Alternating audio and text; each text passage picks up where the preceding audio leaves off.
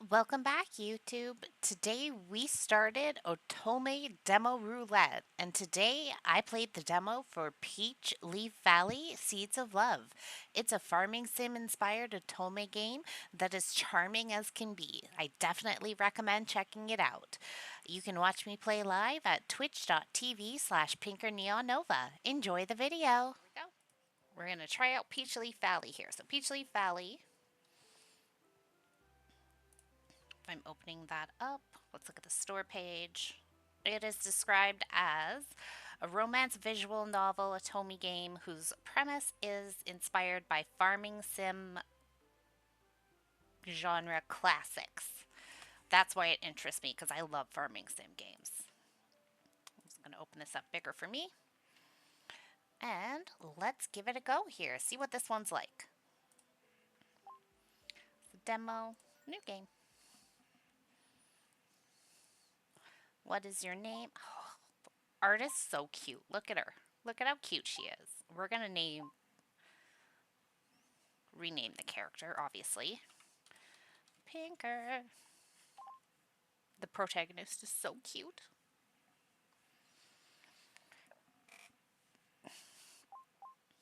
Confirm.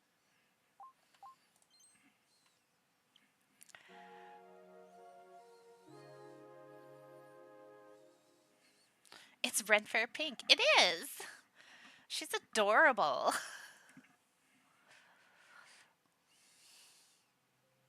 Oh, also,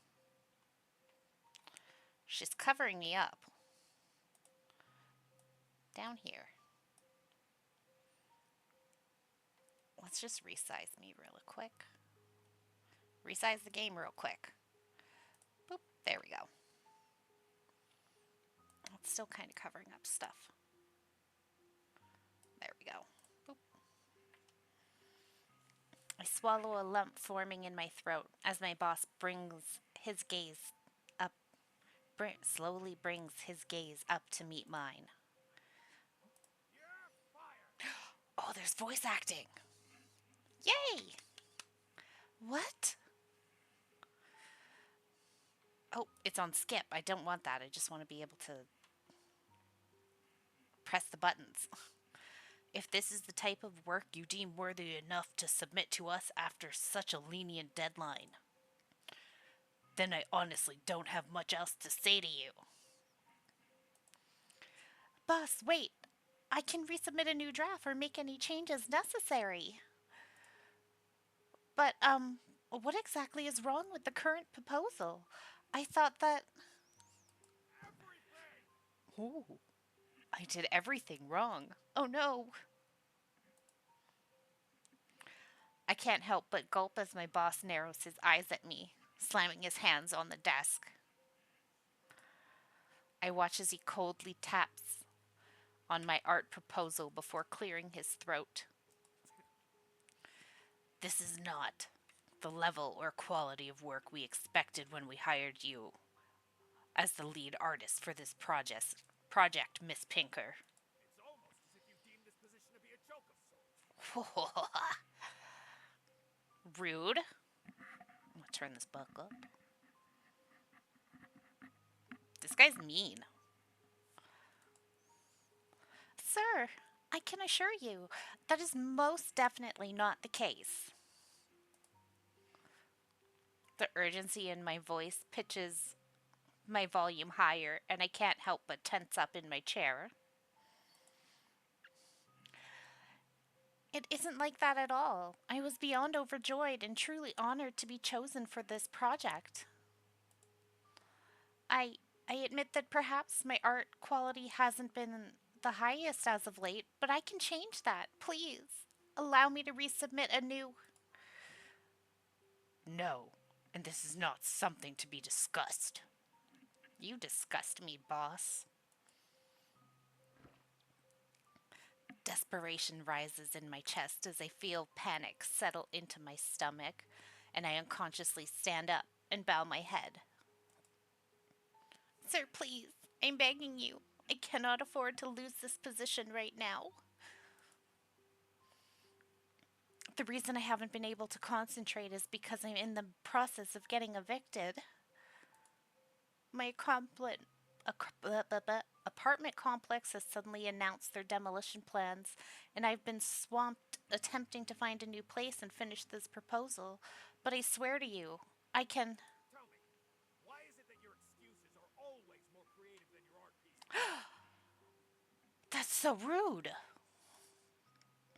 My heart feels like it's stopped in my chest as I stare at the pair of ice cold eyes staring back at me. For a moment, I feel like a deer peering into the bright, fast approaching headlights, seconds from a tragic fate. I can only watch my boss open his mouth once again, grabbing my proposal in the process. Perhaps you should have become a writer instead, if you're so good at coming up with stories. However, We need an artist, not a writer. One that can deliver work, not excuses. I can feel my blood run cold as I watch my boss slowly grab my art proposal. The very same proposal I had stayed up working day and night on for the past several weeks. The very same one that just a few hours ago I was so proud of. your proposal was garbage, for lack of a better word. I hope you will come to realize that as an artist, he narrows his eyes as he opens the cover of my proposal one last time before looking back up at me and throwing it in the trash. You are easily you are an easily replaceable asset in such a competitive industry. I hate the boss. It's just like real life. If you're going to spend more time fabricating it, blah, blah, blah, blah, blah, blah. If you're going to spend more time fabricating excuses rather than meeting a client's minimal expectations, then perhaps you should consider a different career choice. You're not an artist. You're an amateur. I'm an amateur. And this company is not looking to employ amateurs. We're looking to employ professionals. One that you have already been replaced with. Oh no, I got fired and replaced. Same day. Rude.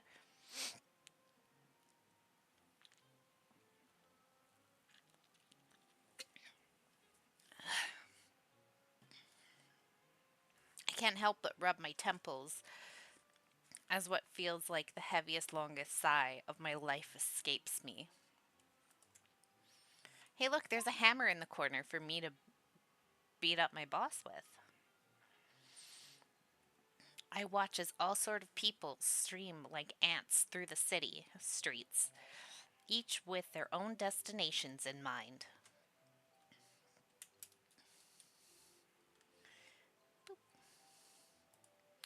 Eventually, I can't do much else and opt to stare into a lukewarm cup of coffee in front of me.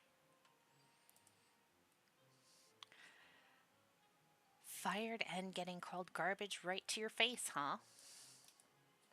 Definitely not how I expected my weekend to start. My heart feels heavy as I look up from my drink to gaze out at a clear blue sky that seems to stretch on forever amidst the towering skyscrapers. And to think of how beautiful a day it is today, it almost feels like the world's mocking me somehow. It is. It's mocking us, baby.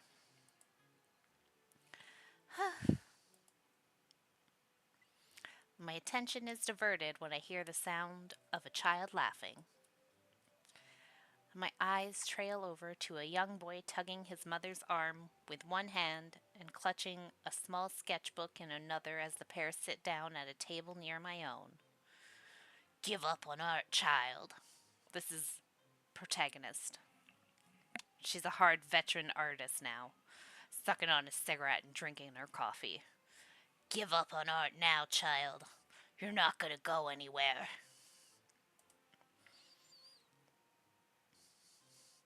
He flips he opens the sketchbook, flipping to a page of a specific drawing before suddenly jumping up on the chair. The mother laughs as she watches her son strike the same pose as the crayon colored character before her. Oh, and this is Thunderman. I drew him during recess when everyone else was outside.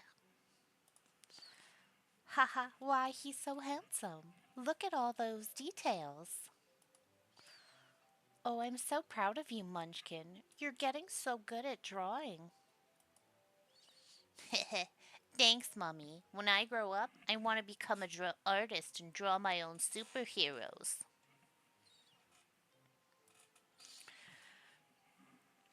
Oh, you're going to be a great artist, sweetie. I just know it.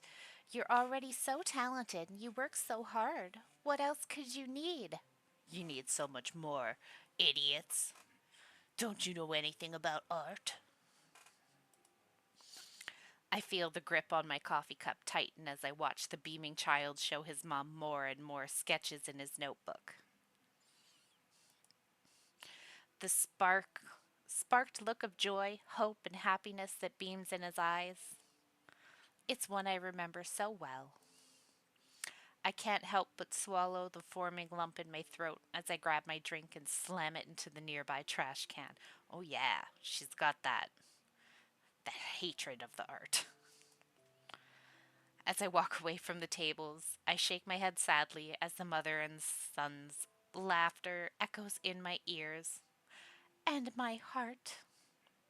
I'm not mocking it, I'm just being dramatic. I like the writing, I like the story so far. Don't be stupid, kid. As much as we all want it to be that way, the truth is hard work doesn't guarantee anything in the real world. The only thing it'll earn you is realizing just how stupid those dreams of yours once were. Oh, sweetie,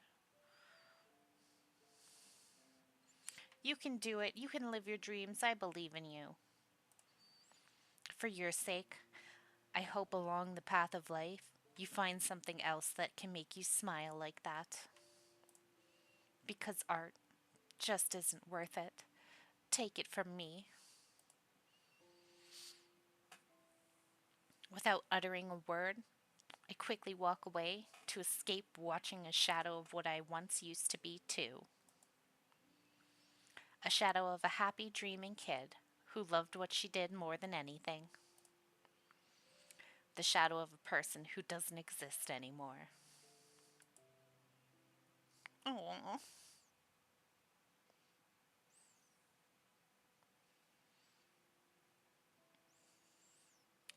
My feet carry me down the familiar city streets, as the evening sun begins to set and the golden hues illuminate the city.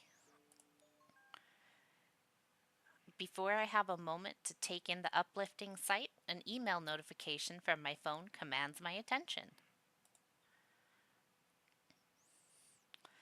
Dear Miss Pinker, this is an urgent reminder. Please be aware that you have 3 days to vacate the premise at 302 New Street Lane. The demolition of the complex will begin Monday morning at sunrise.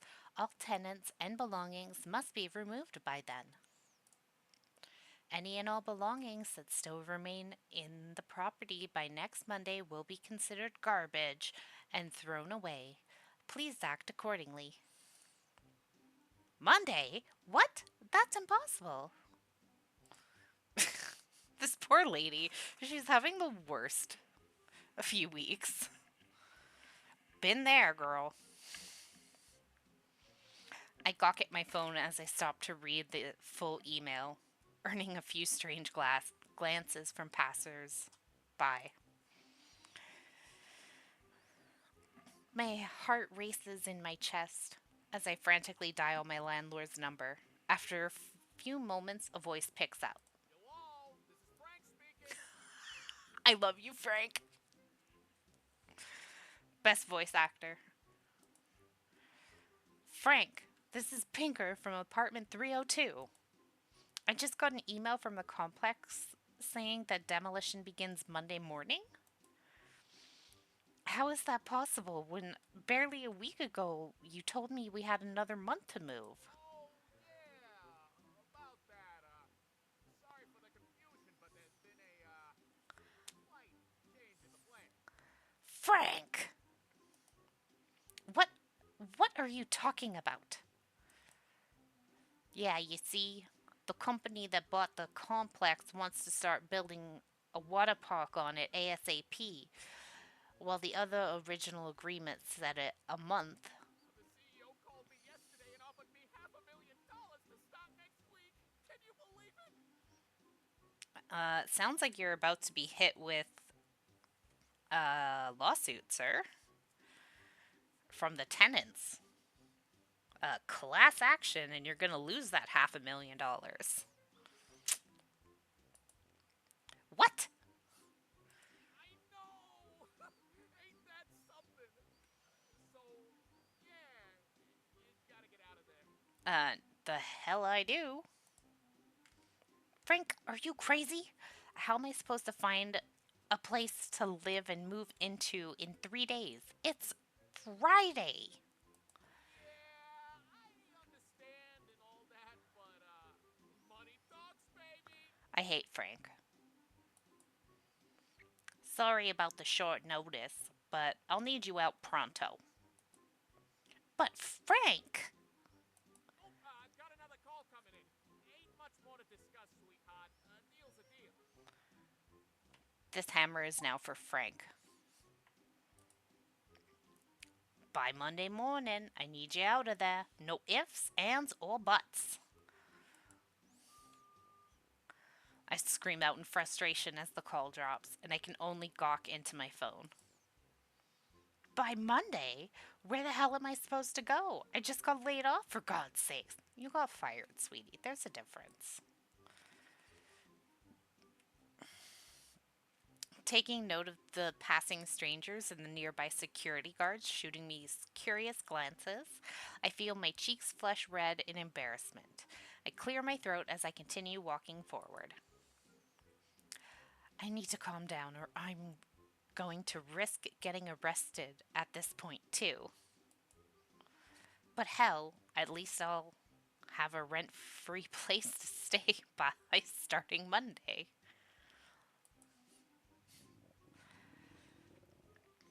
Just as I attempt to calm myself by heaving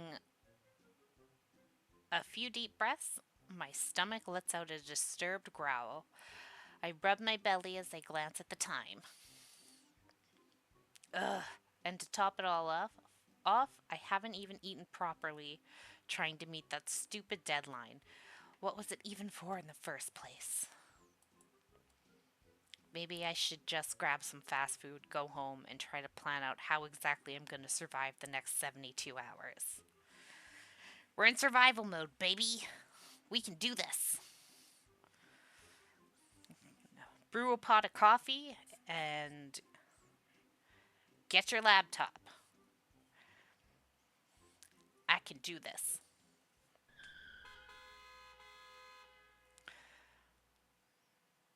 Girl, somebody put a curse on you. We've been playing this game for half an hour. You have the worst luck. Somebody put a curse on you.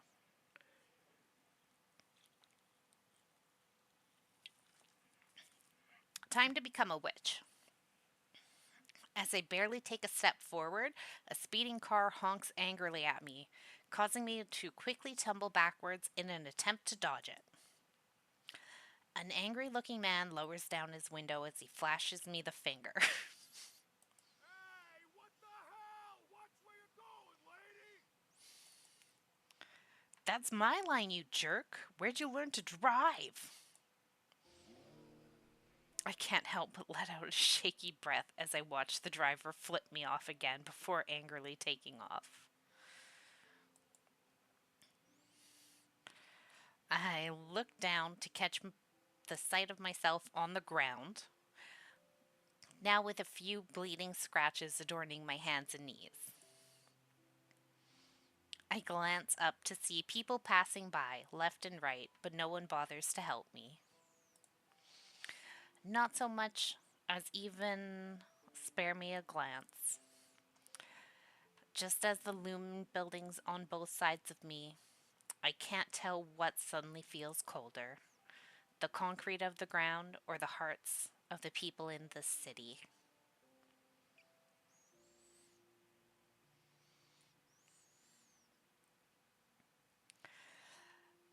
I let out what feels like the millionth sigh of the day as I wrap my arms around my frame from the chilly night air that's begin to settle in.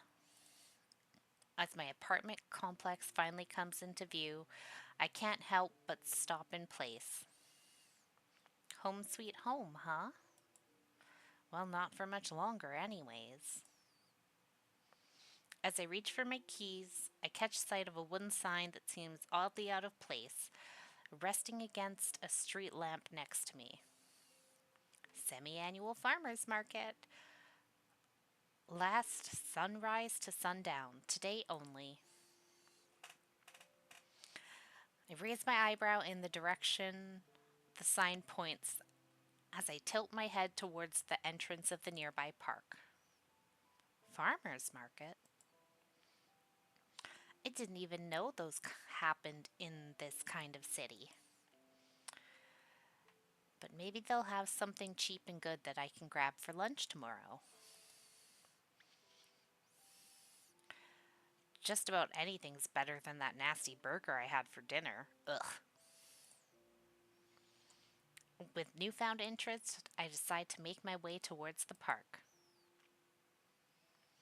It's okay, I got a hammer if anyone tries anything funny. As I walk into the park, the realization of what time it is hits me as I watch people finish moving large tents and baskets into trucks. Damn, I missed it. I didn't realize how late it had already gotten. That sign was probably put up way earlier today, huh? Sigh. Yay, more expired ramen for lunch it is. What a menu.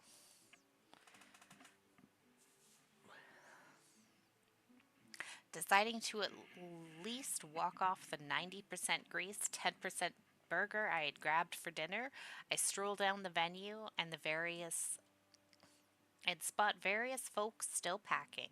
Ooh, time to meet the love interests.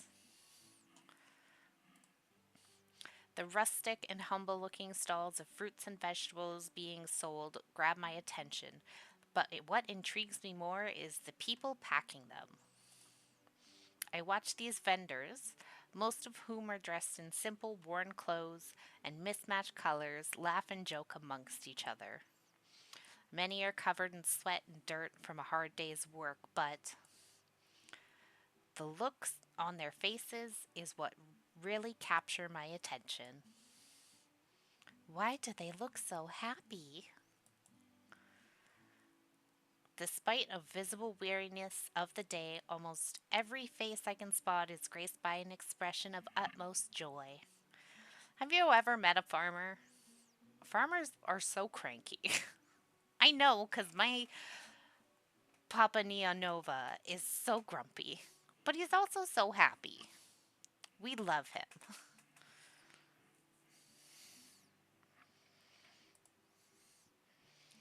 As they chat amongst each other and continue packing, one would assume that perhaps they had the best sales day of their life.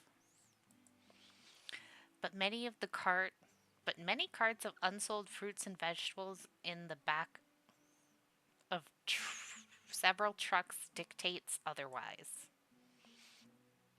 They seem so genuinely happy. I can't help but feel a little jealous.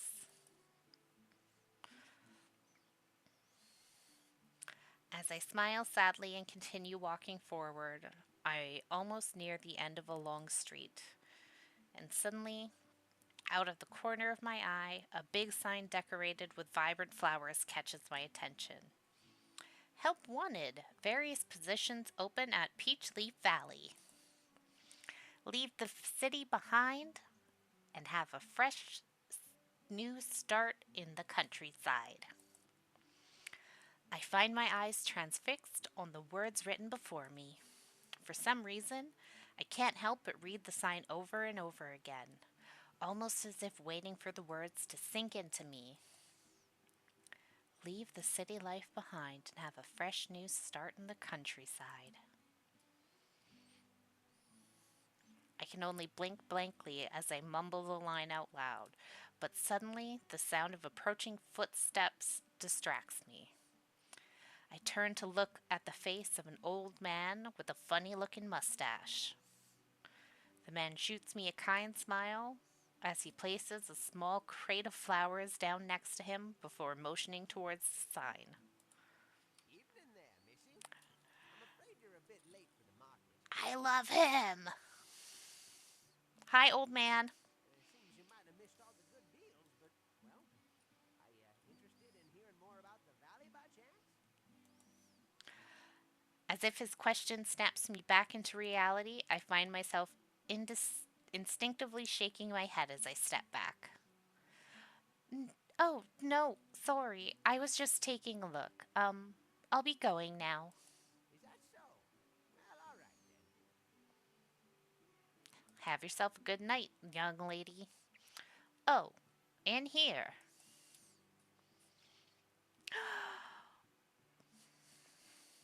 This old man is my true love. I can't help but blink twice as the old man holds up a pretty flower to my face. The same type as the ones filling the crate next to him. He probably got it out of the crate. I'm sorry, I don't really have any money on me, and now Now. gifts aren't meant to be paid for, you know. At his warm words and cheerful expression, I can't help but smile shyly as I take the vibrant, blooming flower from his hand. Thank you. It's very beautiful. Ain't it? Now go on and make sure you take an extra blanket to bed with you. It's getting awfully chilly these nights around here.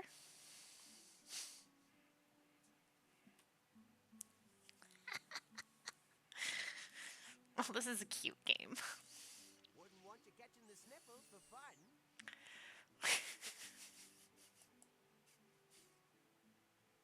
I nod my head and he shoots me a wave before turning around to continue loading more crates into the back of a small truck. As I turn around and continue my stroll forward, an appreciative smile forms on my lips and I bring the flower to my nose. A sweet, gentle scent fills my senses and I can't help feel my smile grow.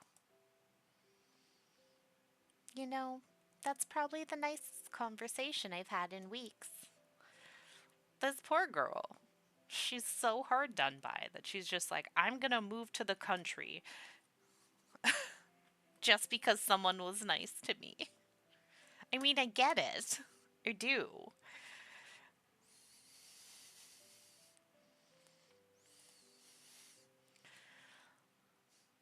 But the country sucks sometimes.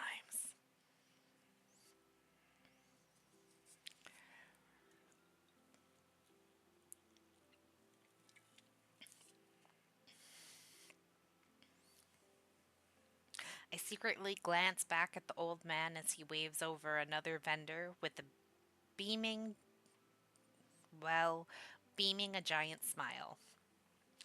The sign that I was previously so fixated on seems to glow as a beam of moonlight reflects off of it. I look down at the small flower in my hand as I twirl it. Just leave everything behind and start a brand new life in a little valley town. Huh? Even just thinking about it seems so crazy. Almost like it's not even real. I just can't even imagine it. My pace eventually slows down as I completely stop. A few moments pass before I hesitantly turn around and look at the sign again. No, it's beyond crazy. It's more like impossible, even for someone like me, who's never left the city before. I mean, come on, let's be real. I wouldn't last a day without proper Wi Fi. I'd probably go insane or something.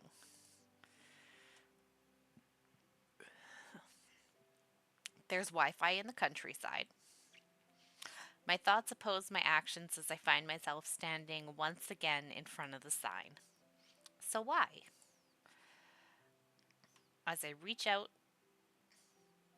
a hand to touch the words in front of me, I can't help but feel tears begin to prickle in my eyes. As I trace the words, fresh new start with my fingers, I can feel my throat tighten. So, why does something so ridiculous, so absolutely absurd, just sound like a dream to me right now? Girl, you've had a really terrible 24 hours. Take a nap. Why does a small act of kindness from a stranger have me feeling like this? All at once, it feels as if the weight of all of it has finally caught up to me. I feel a lump forming in my throat as I desperately try to swallow the forming emotions inside of me. Honestly, I'm tired. I'm really, really tired. It seems like nothing ever goes the way I hope it will, and well, I don't really know what to do anymore. Run away, start over, meet 3 to 5 men. Somehow it feels like everything I do is hopeless. I let out a shaky breath as I hear a pair of slow footsteps approach me. I don't even attempt to hide the tears welling in my eyes as I slowly look up to see the old man's face from before. He shoots me a warm, sympathetic smile as he points to the flower in my hand. You know, where I'm from, that flower there is usually given to people who leave on a journey. It's a way to hope for prosperous new beginnings wherever they might find themselves. Some might lose their way, but The flower is meant to remind them that no matter where along the path of life they might be, they can always start again. oh, you're charming me, old man. As I stare into the old man's eyes, I can't help but smile. For only the second time today, his words resonate deeply within my heart. I gaze into the beautiful petals of the flower in my hand, and for a second, it almost feels like they themselves are cheering me on. I feel a gentle hand place itself on my shoulder as I look up once again. What's your name, Missy? It's Pinker. A fine name at that. Now then, tell me, are you interested in hearing more about the valley? Am I being recruited into a cult? It's never too late to start a brand new adventure, ain't it? I chuckle as I wipe away a few more stray tears from my eyes and nod my head resolutely. I am interested. Could you tell me more?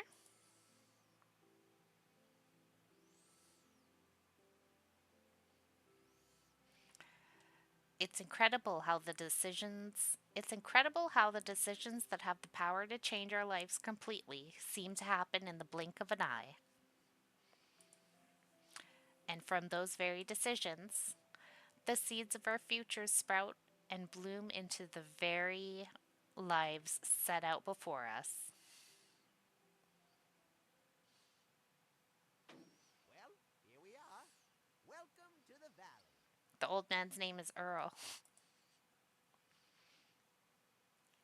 Ooh, the art is so pretty. Is what I'd originally say, but Unfortunately, our destination lies just beyond here, Trail of Tricks, as I call it.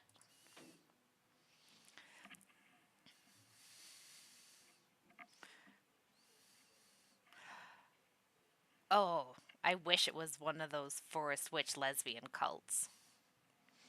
Unfortunately, this one is a female protagonist that is a farming sim inspired, so I believe we can only date men in this one. This is not the one with the female love interest option.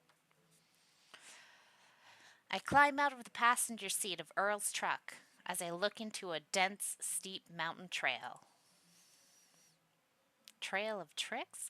Oh, damn! Look at my cleavage, though!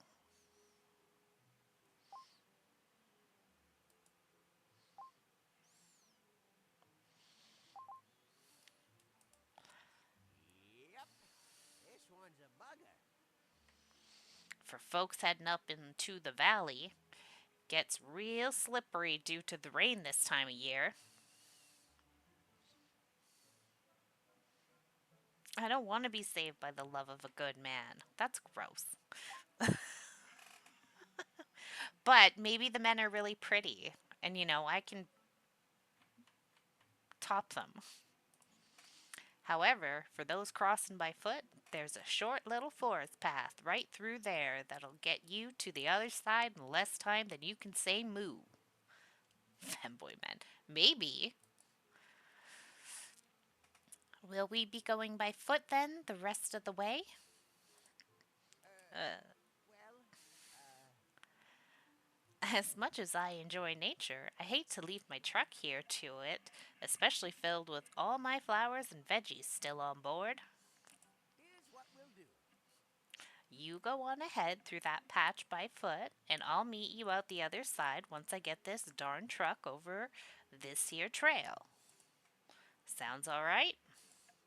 Um, but are you sure you can get the truck up there by yourself, Earl? Earl lets out a roaring laugh as he places his hands on his small, thin waist before patting the back of his truck. Oh, you bet. Oh, you bet. Me and old Bessie here have been through a lot tougher than this, I'll tell you that. It just gets to be a real bumpy ride up there, and I'd hate for you to get all green and goobery on me. Do you think I'm gonna throw up? Besides, gets you warmed up for walking. You'll be doing lots of that where we're going. I can't help but chuckle as Earl's positive demeanor shines through my worries. I nod my head and grab a small bag as I head towards the opening of the forest path he pointed out. Well, then, I'll take your word for it. I'll head on through and see you in a bit. It'll be a darn jiffy. Make sure you stay on the path, you hear? Can't be losing you in the forest on your big move in day. This man just sent me off into the forest by myself. You're sending me off to the cult leader. You see, I wouldn't know what to do with all your pink suitcases. They don't match my eyes one bit. Builds character.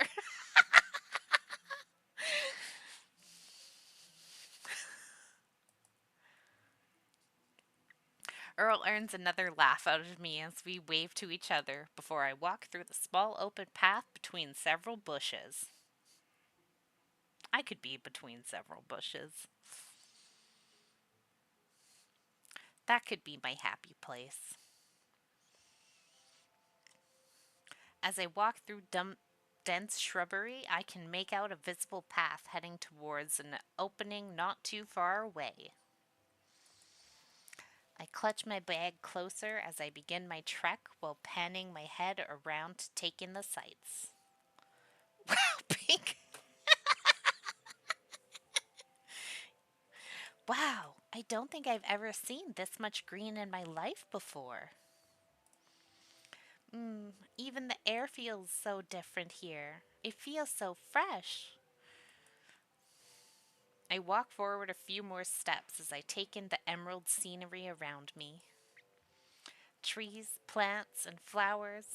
Some the likes I've never seen before. All seem to quietly bloom in place. I can hear the sounds of leaves rustling in the wind as an incredibly calming sensation seems to reverberate through the entire area. Where's the cult leader? This place feels so soothing, almost like it's my inner monologue is interrupted as I unexpectedly bump into something soft. I bring my gaze forward only to stare into the greenest pair of eyes I've ever seen. Cult leader! What? Surprised by the sudden proximity of a stranger peering into my face, I quickly take a step back only to misstep and fall ungracefully onto my butt. It's a cult leader! Look at him!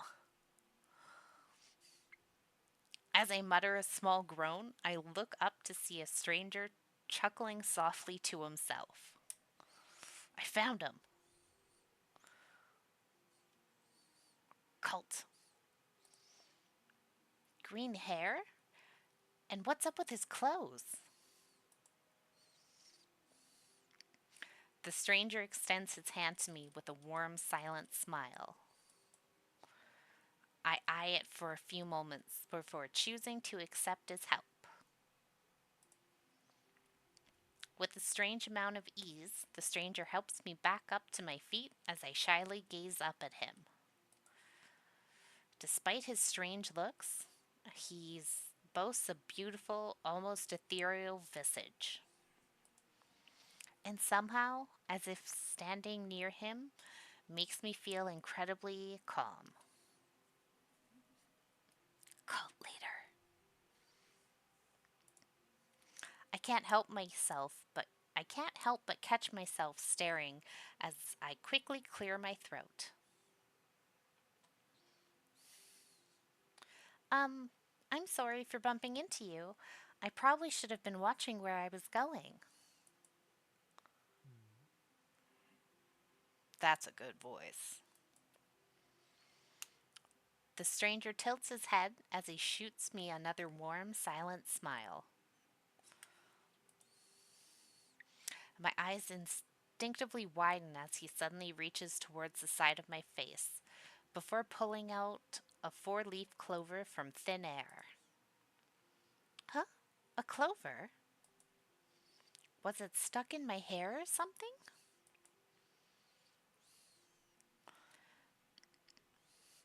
I tense up as the stranger gently grabs my hand and places it in the center of my palm without a word. I can't help but stare at the small clover for a few seconds before clearing my throat and looking back up. Um, Thank you for the help. These usually represent good luck, don't they?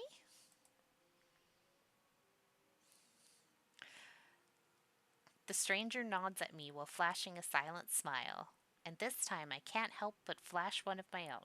This is a Fey trap. I changed my mind. He's not a cult leader. Fey trap. So are you from around here? What's your name? Hey, kiddo!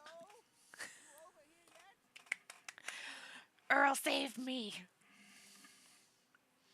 I turn around towards the opening of the path and hear the sound of Earl's voice as the sound of Earl's voice booms through the quiet forest. I can't read, y'all.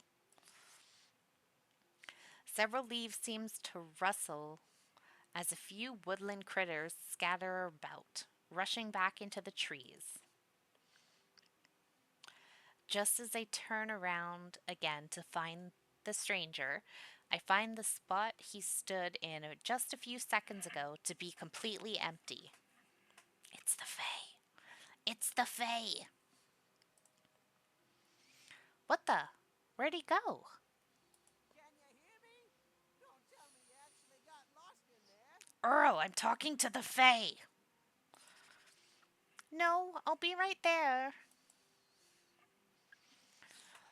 My eyes dart around the dense greenery in a last ditch attempt to spot any signs of the young stranger, but to no avail. He's gone, as if he vanished into thin air,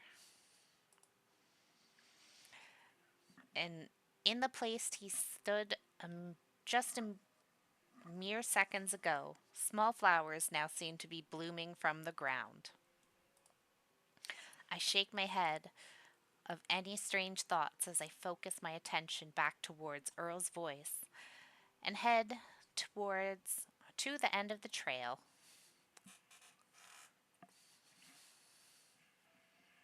Ooh, look, the town. My breath hitches as I stare out at the magical view that lies before me.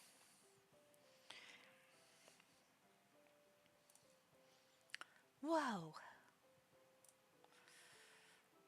Rolling hills, all covered in blooming flowers, seem to stretch on forever as they all meet the silhouette of a distant town. From this elevation, I marvel at both snowy, looming mountains and a sparkling ocean almost near a town to create a breathtaking display of nature. That's pretty. That's gorgeous art.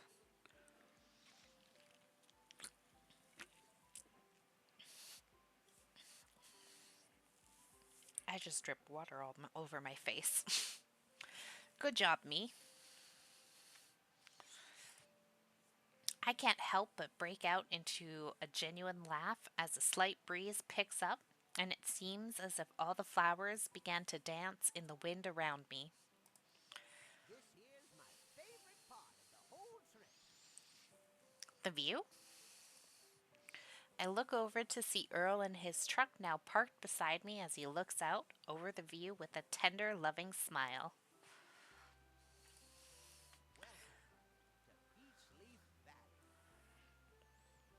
It's not really a valley, though. Okay. Semantics.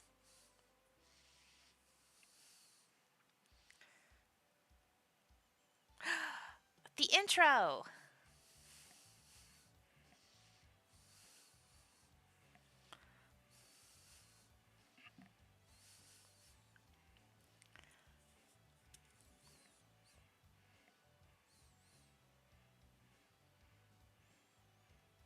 Oh, I get four love interests.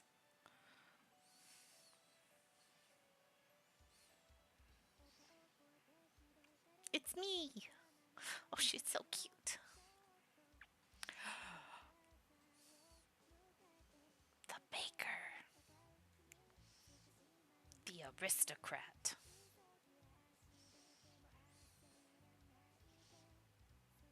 Oh, the traveler.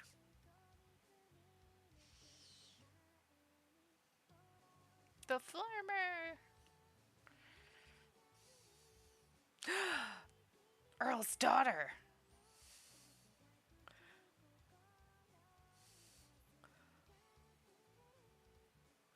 The Fey man. The other Fey man. The other Fey man.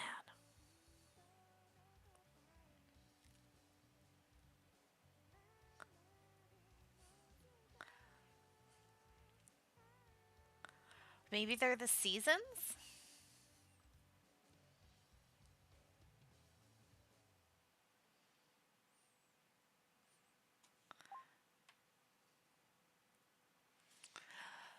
Did you see the pink haired girl? She was pretty. I want to kiss her. Earl opens the door to a quaint, fair sized room as he beckons me inside. Well, here we are. This'll be your room for the time being. Oh, Earl, are you sure about this? I feel like I'm imposing on you way too much. I'm perfectly fine staying at the inn. I I'll find a way to get some money together to pay for a room and Imposing schmosin'. you're a new resident of Peach Leaf now, so you're basically part of the family. You'll find there isn't a whole lot of us down here, but we're a tight knit community. We do our best to help one another. And besides, After you took the time to explain your situation to me, ain't no way I can turn a blind eye to someone in need. I was there once too, you know, and it's because someone believed in me and helped me to get on my feet that I was able to get where I am today. Now it's my turn down the line to help. I can't help but smile shyly as I touch the neatly made bed before me. I feel like such a burden already. You didn't charge me anything for the trip, and now you're letting me live in your house without even paying rent? I at least want to pay back that kindness somehow. I hope you can understand. and you will, kiddo. But you gotta get back on your feet first. Oh, I know this room ain't the fanciest place. in town, and I'm sure you'll want a home for yourself soon enough. But until we can get you settled into your new life here, you can at least rest your head at night worry free. A wave of emotions wash over me as I feel tears of overwhelming gratitude threaten to fall from my eyes. I can't help but let out a shaky laugh as I timidly bow my head. Th- Thank you so much. I don't even know what to say. I feel a gentle hand ruffle my hair as Earl beams at me with a warm smile. You're home now, kiddo. No need for waterworks. You're part of the Peach Leaf family now. I love it. You'll find we don't have a lot of stuff you can find back at the big old city you came from, but we got a whole lot of this. I can't help but giggle as Earl points to his heart. Seeing me smile, the old man chuckles and motions to a nearby closet. In case you find yourself missing anything, you'll find some clothes and garments that used to belong to my youngest daughter in there. She's terribly outgrown them now, but maybe they'll serve you better than they did her. This room belonged to your daughter, Earl? Sure did, but she's got a life of her own far beyond this little valley now, so feel free to make this room your own. I can't help but glance around the small room. Even though it's not filled with a lot, I can tell that everything has been taken care of really well. I turn towards Earl once more as my heart pangs in my chest. Thank you, Earl. Thank you so much. I really don't know how to express how appreciative I am to you. You know, a few days ago, well, honestly, I thought I'd be out homeless on the street by Monday morning. I didn't ever think I'd be starting a brand new life in such a beautiful valley. Earl chuckles as he shoots me a toothy grin before placing his hands on his hips. That's the beauty of life. You never know where it'll take you. Yours took you here. Now, on that note, let's go meet everybody. Let's go meet everybody. The whole town got into a ruckus when I phoned them. We had a new resident coming in. You'll have plenty of time to unpack later. Let's get a move on. Hee Okay, I'm excited. Let's go. Let's meet our bachelors. My eyes dart around the streets of a lovely, bustling town that looks like it came straight out of the pages of a fairy tale book. Oh, this town looks so cute. Look at it. I watch as the shopkeepers sweep the entrances of their stores with wooden brooms and greet each other warmly. Energetic smiles adorn the faces of small children as they run through the streets without a care in the world. And everyone, absolutely everyone, wears a smile on their face. Earl stops to shoot a grin as he himself scans the town around him with a proud expression. This is beautiful. What a charming place. Oh, you ain't seen nothing yet. But, aha! I know just where to start off our tour. Right? It's a cult town, Cole. How about you meet my wife and grandson first, since you'll be living with them under the same roof? My wife runs the best and only bakery in town. So if you ever find yourself craving something sweet, you'll know just where to go. We're gonna meet the bakery boy.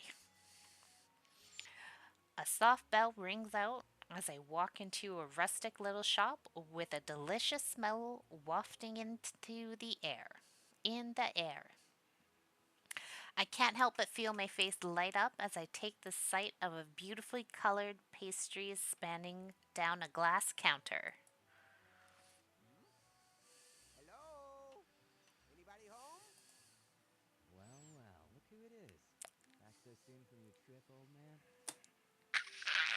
Did we hear that voice?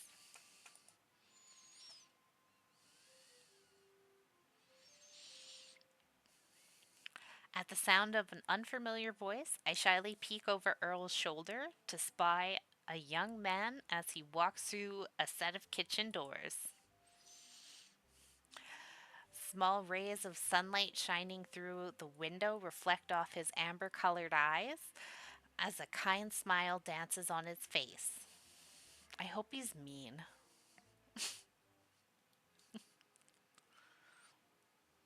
There you are, Jude.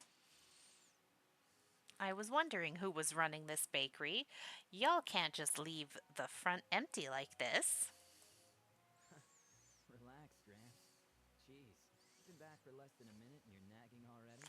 Oh, it's Earl's grandson.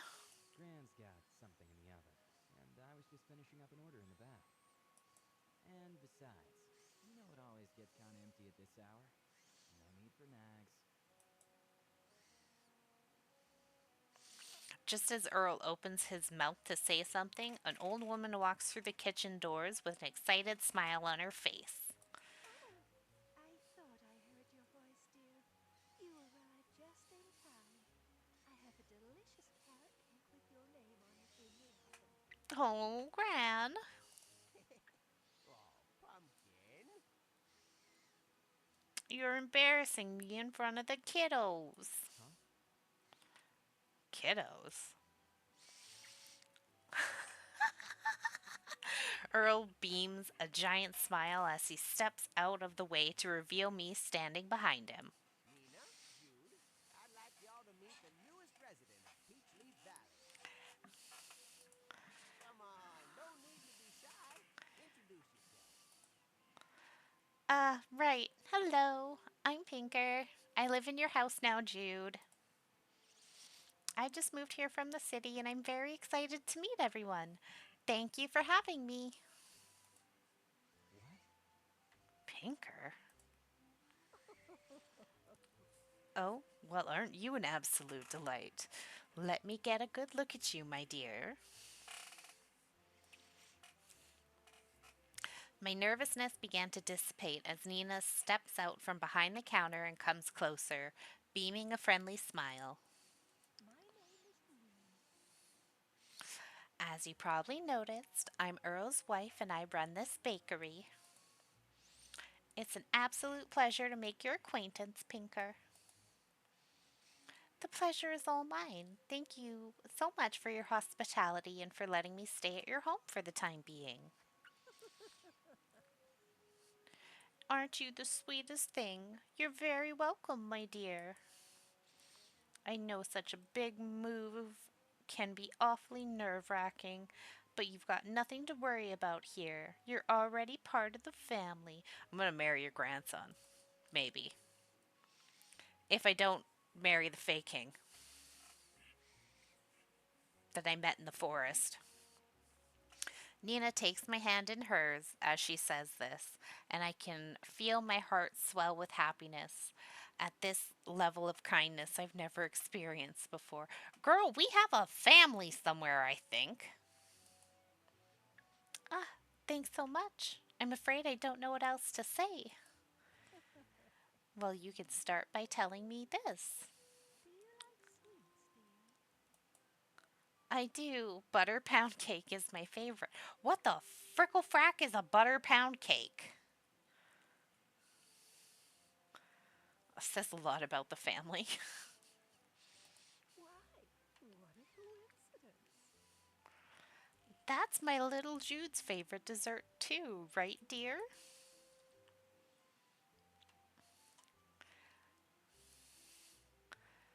It's where you put butter before pounding the cake. Ayo? What? What is a butter pound cake?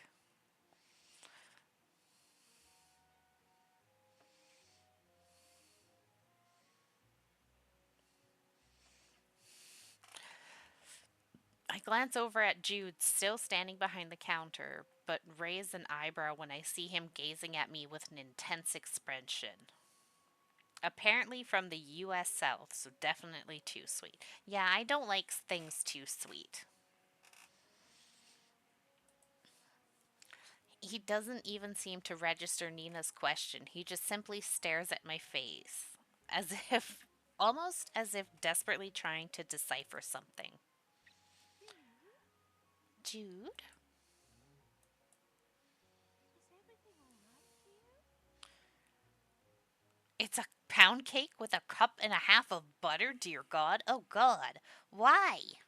Why?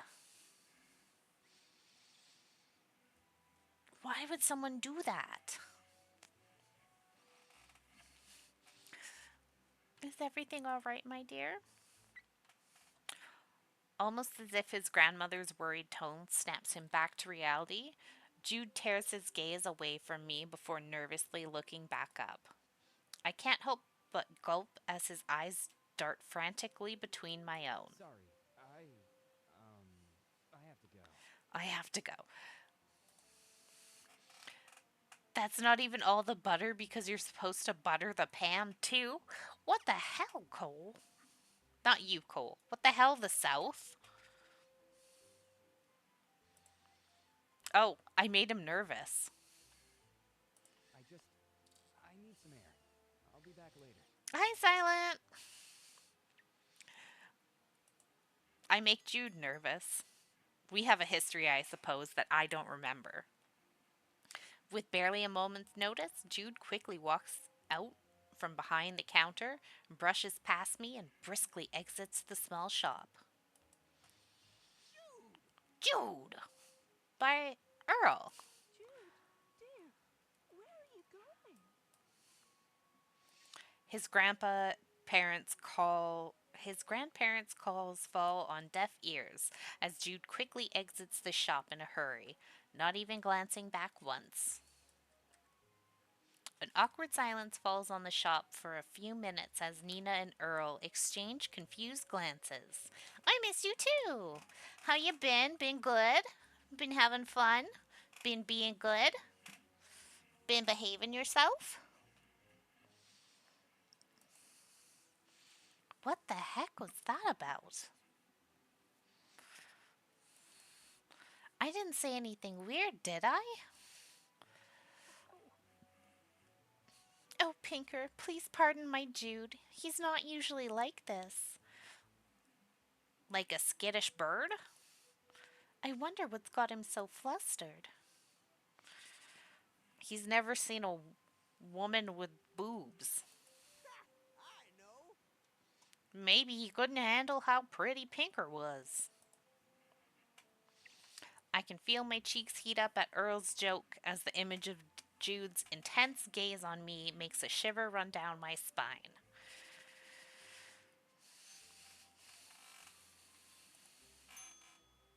Oh, there's oh, the carrot there's the cake. carrot cake. Just in time. Earl, Pinker, why don't you both grab a chair and I'll bring it out with some warm milk? Just a second. Warm milk sounds disgusting. Not without some help, you won't. Can't let my pumpkin do all the work around here. Especially not now that her grandson had a fit and ran away. Oh, Earl.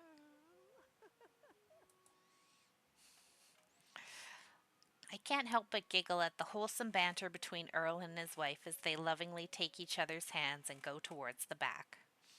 It fills my heart with a delightful warmth to see two people love each other so deeply at such an old age. Once the pair is out of sight, I can't help but look over my shoulder at the direction that Jude abruptly left moments ago. It almost seemed like he recognized me or something, but that can't be.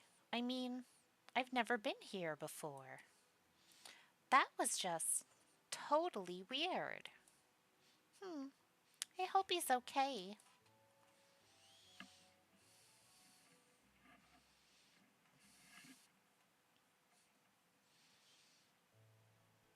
What is your favorite dessert, y'all? My favorite dessert is chips. I like chips because they're salty. I don't like sweets all that much. I'll eat them. I'll eat like ice cream or a little bit of cake or like brownies.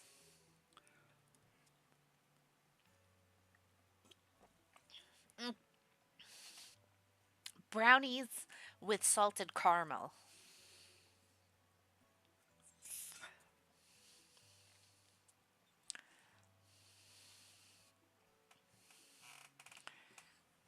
That's what it is. Like a small brownie with some salted caramel on it. That's a good one.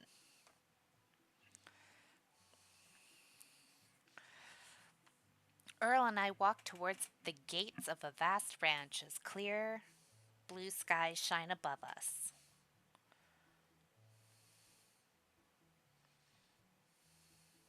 It's this cake my grandma makes.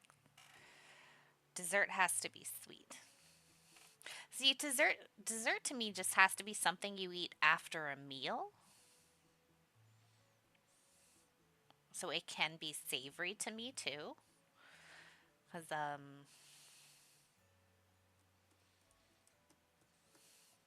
apple crisp is another one because that's not too sweet. It's pretty savory still. What's a cake your grandma makes? Oh, that's sweet. I like that answer. My grandma makes a really good or my mom makes a really good apple crisp. So I like that one too.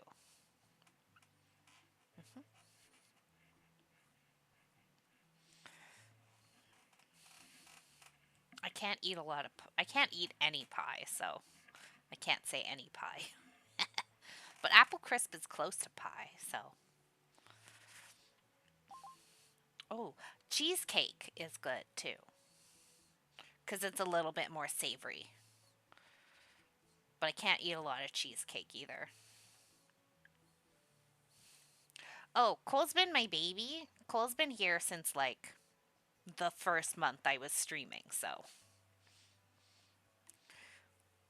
that's why they are my VIP.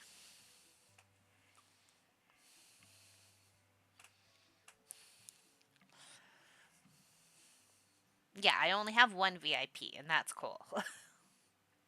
Their baby. She's baby.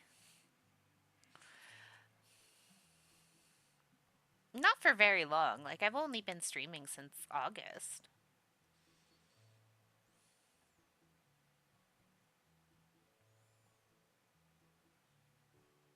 of 2023. And I think you started coming around like October, like September, October. So yeah, I wasn't streaming for super long before you started coming around and hanging out. Yeah. So you've been here since like the beginning, my little baby. Yeah, you were here before I was even affiliate, so. Ba-ba-da-ba-da. Earl and I walk through the gates of a vast ranch as a clear blue sky shines above us. But the answer to how do you become VIP is to my whims.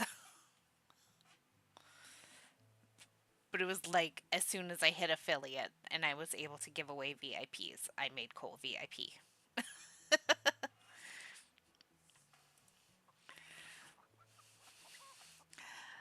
I can hear the cries of chickens and other farm animals in the distance as a fairly large sized barn comes into view near a house. We're going to meet the farmer.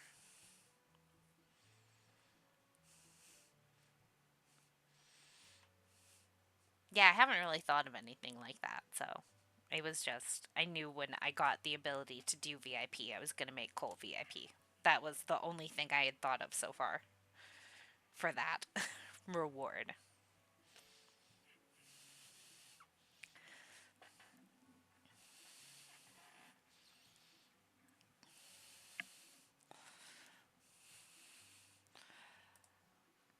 I can't help but smile as I spot several chickens grazing, watching as they curiously look over at me. It's such a beautiful day out, isn't it? The animals in this farm must be happy with such good grazing weather. The chickens aren't looking at you with interest. They want to eat you alive. Chickens are scary, y'all. Now for our next stop. Welcome to Elderberry Farm.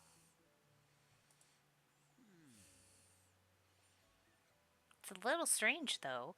Heather and hubby are usually out here by this hour. You'll be back. Okay, see you in a minute. Silent. Ugh, roosters are gross. Chickens are scary. I don't like them. Wait here a second, Pinker. I'm just gonna go check to see if they're home real quick. Be back in a jiffy. I nod my head as Earl motions for me to wait in place. I turn around and walk a few paces over to a small chicken pen and giggle as the cute little chick curiously looks up at me. Okay, this is when they're cute. It's when they're babies. But that's not what they look like. Peep boop. Aren't you a little cutie? I wonder what your name is. His name is Nugget. Jessie! Huh?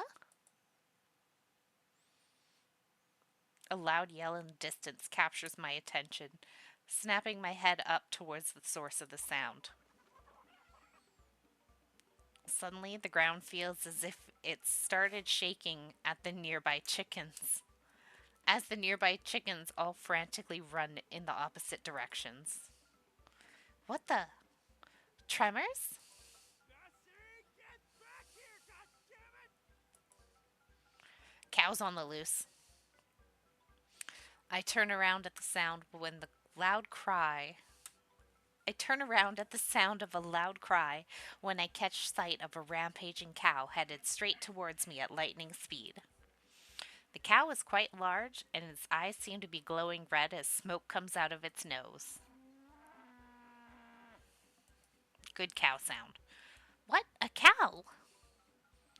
How is it so fast? I can't move out of the way at this rate. I close my eyes and instinctively I brace myself for the impact before another voice shouts out. Hey, watch out! I feel a strong force propel me backwards as I fall to the ground. The enraged cow cries as she races past where I stood seconds ago, dust flying, fluttering in her trail.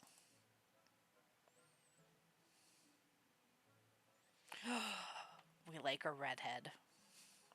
After a few moments, I open my eyes and feel my face turning beet red as I see my hands pressed against a strong, well defined chest hovering over me. I can feel my pulse go racing as the feeling of muscular arms wrapped around my waist shocks me back into reality. What?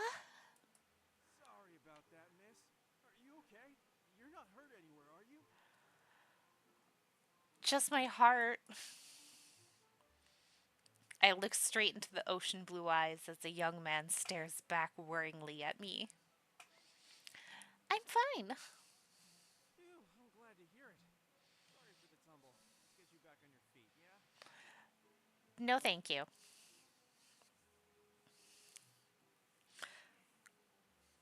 The cool breeze flutters against my skin as the young man releases me from his strong grasp, pushing himself up. My heart stammers in my chest as I sit absent mindedly on the ground for a few seconds, trying to process the situation. Muscles. So many muscles.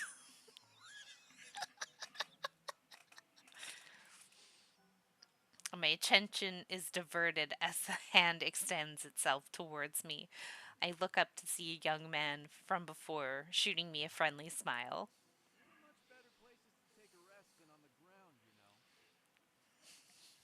know. Not gonna say that.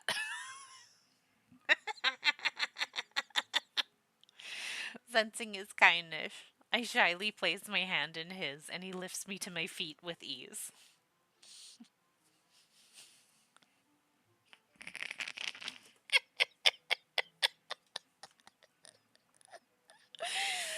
Okay. I find myself stammering as he proceeds to kneel down to brush some of the dirt off my clothes.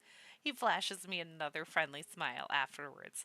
We like the himbo. He's perfect. There we go. Good as new.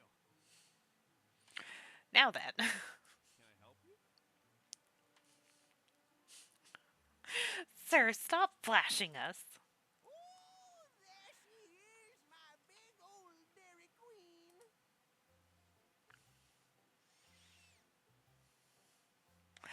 The sound of Earl's excited yelling grabs us.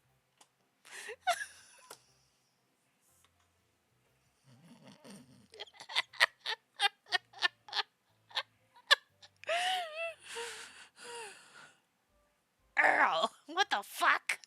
Sir! The sound of Earl's excited yelling grabs both mine and the stranger's attention as we turn around to see Earl being smothered in kisses from the previously raging cow. Oh, you darn love bucket, you miss me, Bessie. The young man next to me tilts his head back in laughter at the affectionate display. Of course. I should have known it was you, Earl. No one else gets Bessie that riled up. That's because I'm her one and only true love. Ain't that right, Bessie? Earl, leave that fucking cow alone. I can't help but smile as Earl begins to walk over to us with the now tame, calm, and slightly blushing cow. Earl, leave this cow alone. How have you been, Hunter, my boy? Taking good care of my sweet, innocent little angel over here, right? Of course, Earl, although I'm afraid she's not nearly as innocent as you think you know. She nearly ran over this poor young lady. Hunter looks back at me. As Hunter looks back at me with a sheepish. Ironically, his name is Hunter because he's everyone's prey. He's my prey.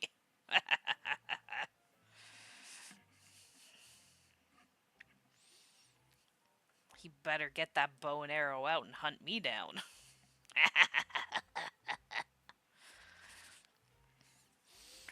um, as he looks at me with a sheepish smile, I can't help but feel my cheeks heat up again, thinking back to our previous close encounter.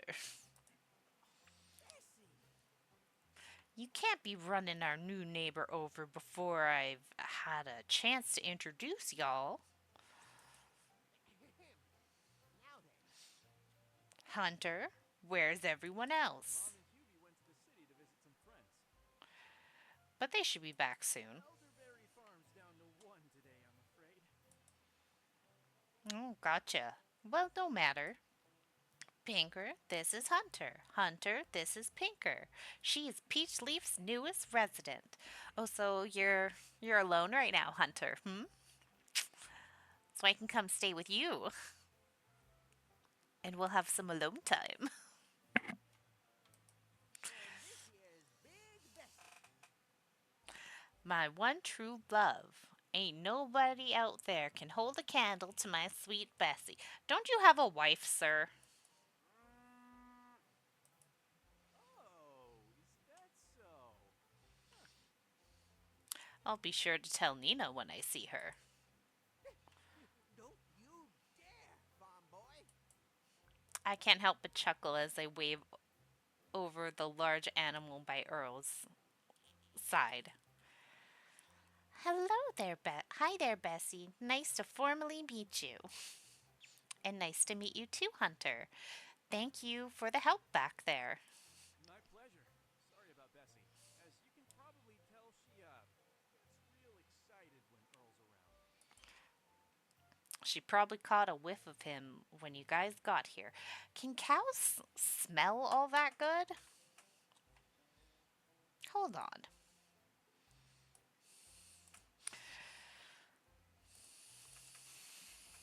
Do cows have a good sense of smell?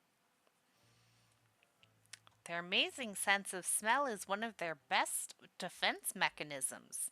They can smell up to 6 miles away and know when their meals are being served well before they hear the tractor enter the barn.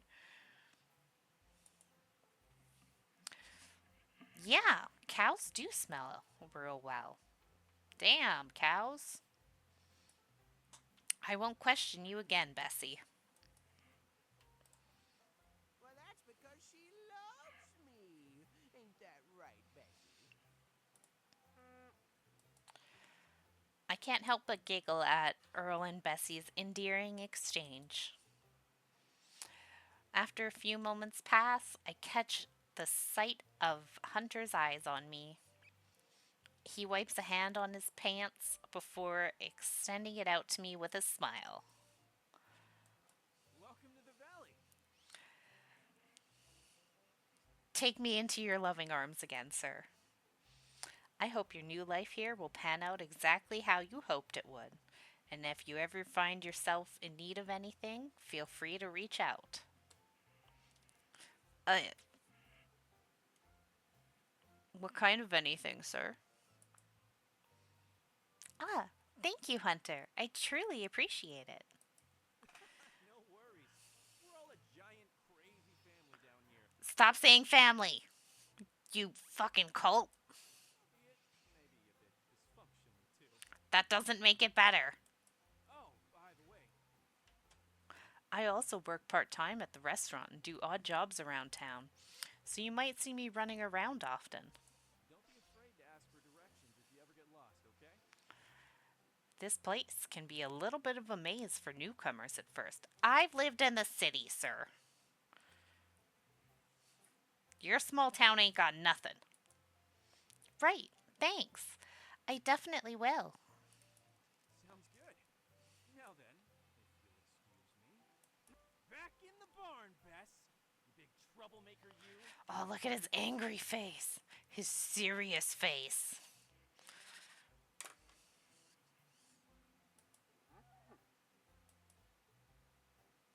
The sound of laughter fills the air as Bessie hides behind Earl from Hunter.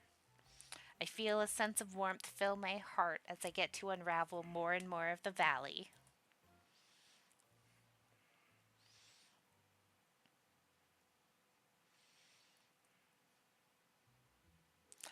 As we approach the entrance of a quaint flower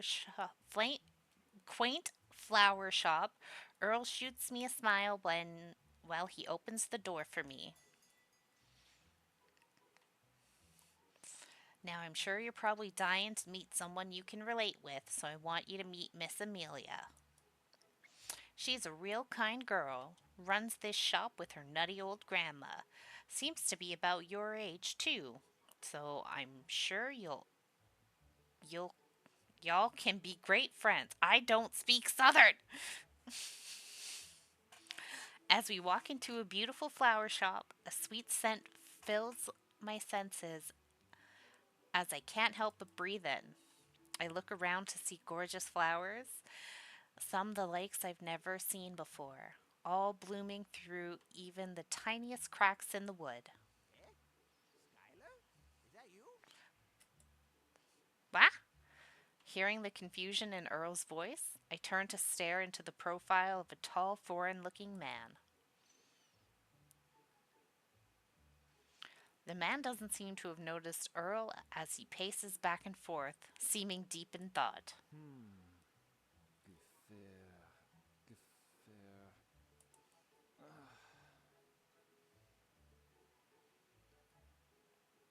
J'ai besoin un miracle et c'est rhythm.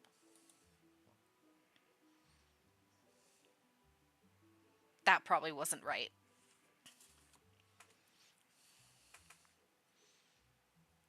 This was the rejected star from the live action Beauty and the Beast. He even speaks French. Oui, oui, croissant. Croissant. Listen, I'm Canadian. I can stumble my way through most French.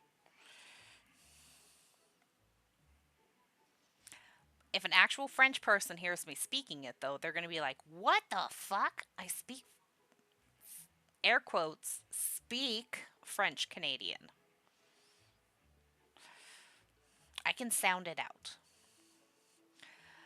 The tall man continues to mutter to himself before Earl approaches him, waving his hand.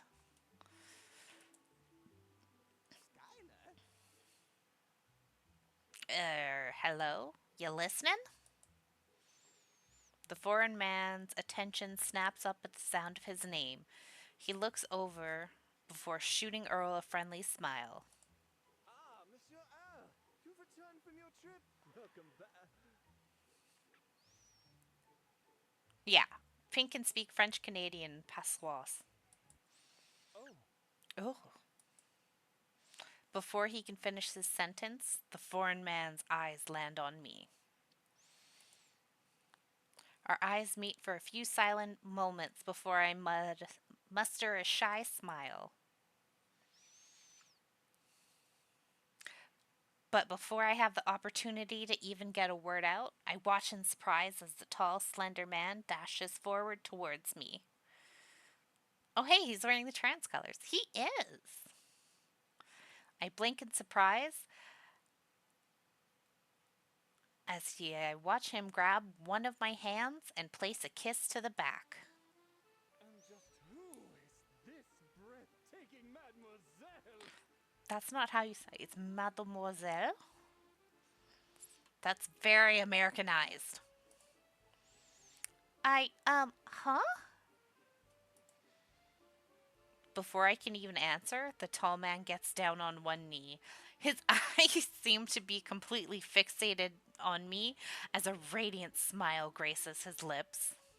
Mademoiselle, Mademoiselle. I know your name, but I know that your beauty is the envy of every flower in this shop. No. You outshine even the most beautiful rose on the eve of its full bloom. Why, even the most fragrant of blossoms holds no comparison to your... All right. Let's take it down a notch here, Romeo. Let the poor girl introduce herself.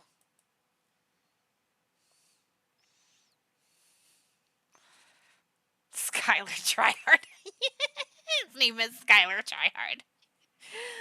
The man named Skylar's eyes widen dramatically as he rises to his feet before bowing deeply. Forgive my terrible manners. Mais bien sûr, Monsieur Earl is right. Forgive my terrible manners. How could I ask for your name when I have not graced you with my own? I have a hammer, sir. I am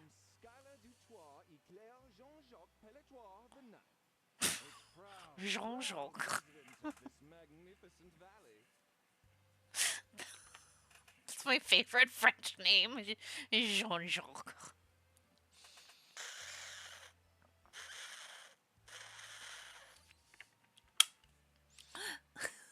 And you are?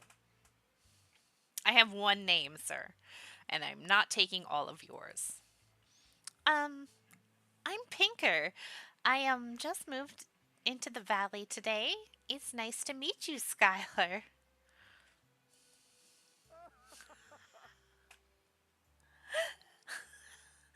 This nerd watched too much Critical Role. This is what happened. Oh my god, what is it?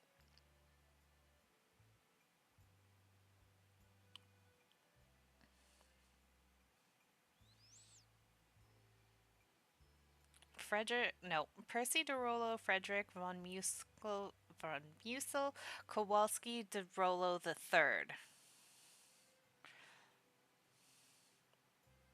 something like that. I think I put the de Rollo in the wrong place. It's at the very end. Frederick Percival Frederick von Musel Kowalski de Rollo the Third. I watched too much Critical Role as well.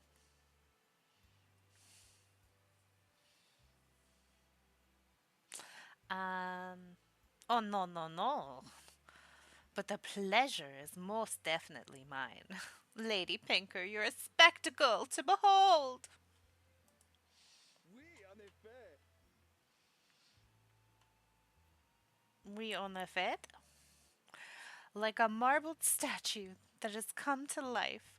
How truly blessed Peachleaf, how truly blessed is Peachleaf to welcome you. We on a fête. Um, thank you, I think.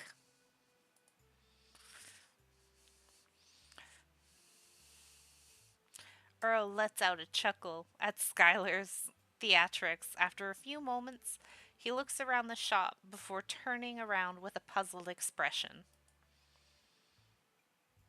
Skylar, where's Amelia and Fiona? Why are you the only one here? Yeah, I came here to meet ladies, not you. Ah, that is because Madame Fiona's stomach was causing her to feel unwell yet again. Lady Amelia asked me to watch over the shop. Watch over the shop. Over the shop as they quickly left to fetch some herbs from the garden to brew a tea. Hmm. And as the noble gentleman that I am, there is no way I could simply decline such a heartfelt request at the beckoning of a lady. Although, I must admit, It has been quite some time since they left. Perhaps I should go check on them. but alas,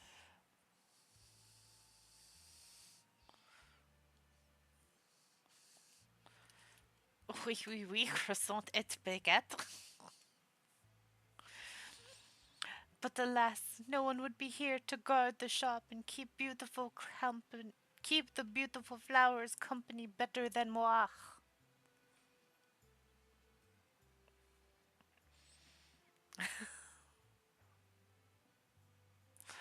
You're channeling your inner Lumiere. Yeah, that's how you got to do the accent sometimes. Fiona's stomach is acting up again. All right, I better go check up on him a sec. Garden ain't too far from here. Pinker, just wait here a minute, all right? I'll be back. I opened my mouth to call out to Earl, but he's already briskly walking out through the front door. Don't leave me alone with the French creep. I feel an intense gaze on me as I swallow and turn to look at Skylar, whose eyes seem to sparkle as would a puppy's looking at a treat. so So, this is an American man pretending to be French. So, what brings you to this fair valley, my lady? what brings you to this? Yeah, he said Surely a that. beauty such as yourself must have left a lot behind to come here so suddenly? I smile sadly as I look down before tucking a loose strand of hair behind my ear. Tell this man nothing about our lives. Less than you think. I came here looking for work and, well, a new life, if I'm honest. Oh, I see. Forgive my pride, my lady. I did not mean to paint sadness on such a stunning canvas as your own. After all, a smile suits you much, much better. Stop telling me what to do! I'm gonna get my pepper spray out!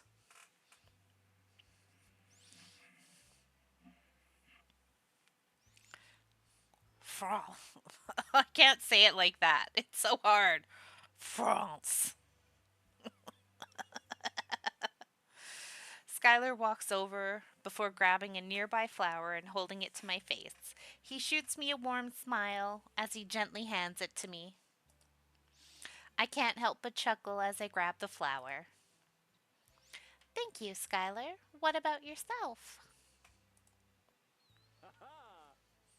I am thrilled to have piqued your interest enough to ask. I am but a humble art collector that lives in the northern part of town on an estate that belongs to my family. An art collector? We. Oui. Few things in this world excite the blood in my veins like beautifully crafted artistic masterpieces. And which, on that note, Skylar's tone seems to shift as he places a hand on his chin and looks at me. I fidget nervously under the intense gaze as he begins to circle around me, eyeing me up and down as if scrutinizing something. Where's my pepper spray? After a few moments, he shoots me a pleased smile before reaching into his suit pocket and hands me a business card. Heat rushes into my cheeks as his face suddenly draws near and his eyes peer intensely into my own. You said you were looking for employment, yes? I'm sure there are many opportunities for you to take in this fair town, but As the muses would have it, I too am looking for a employee of sorts. no thank you. His eyes seem to land on my lips for a few moments and he smiles and looks back up.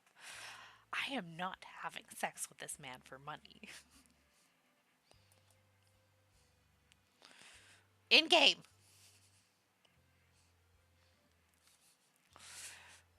And I assure you, I can pay most handsomely in currencies that far outweigh most the other residents of this town.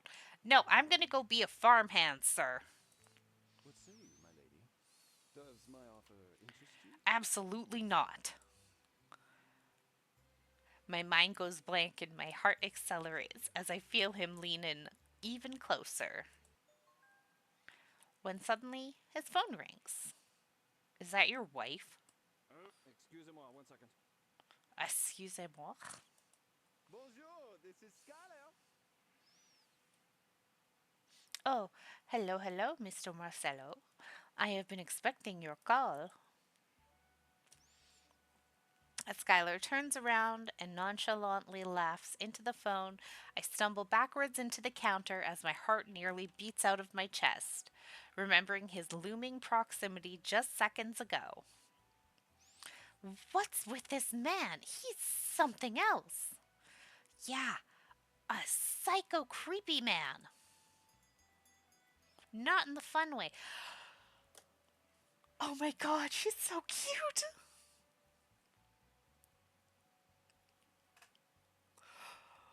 Look at her.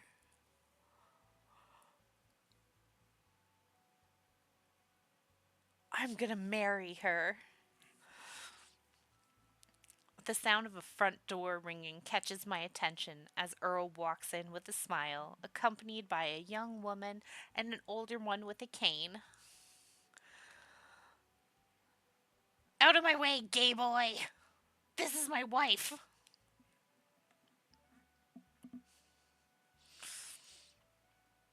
We're back. Oh my god, her voice!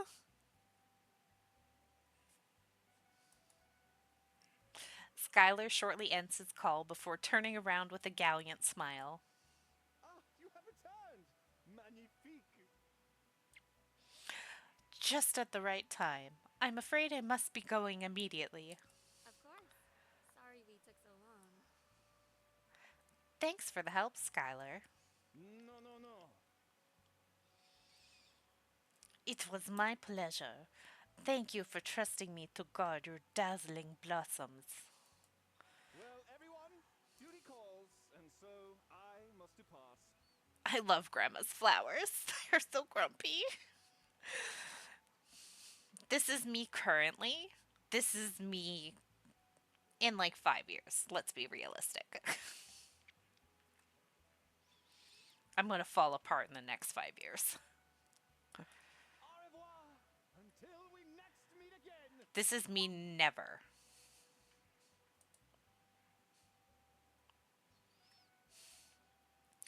Everyone in the shop merely stares at Skylar as he prances out the front door in joyful strides. I clear my throat before looking down at the cards in my hand with his name and address. He's, quite an interesting person. My attention is focused on the new faces in the shop that have entered as they turn towards me. Oh, hello there. You must be the new resident, right? It's so nice to finally meet you. It's so nice to meet you. Oh my god. Amelia, you're so beautiful. Welcome to Peach Leaf Valley. My name is Amelia. I run this flower shop with my grandmother, Fiona. That would be me. Welcome to the valley, child. Hi, Fiona. I hope you don't want to go running for the hills after being sandwiched between Earl and Skylar in a single day. And just what's that supposed to mean? I'm plenty friendly. As friendly as a badger stuck in a beehive. Heavens knows how much you've yapped the poor girl's ear off already. Why, you... Friendly Grandma knows that I need a respite from all these people. As Earl and Fiona engage in a glaring match with each other, Amelia scoots over next to me before giggling. Don't mind them. They're always like this. They have been rivals ever since they started out as farmers.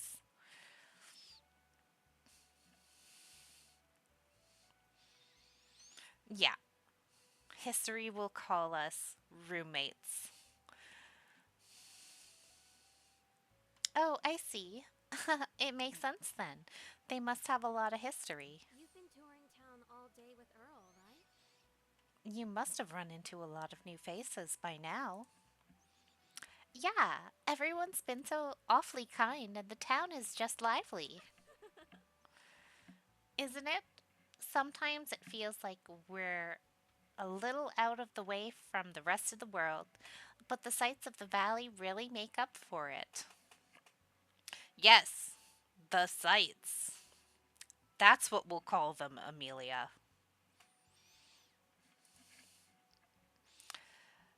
Suddenly, the image of a green haired stranger I bumped into in the forest trail resurfaces in my mind.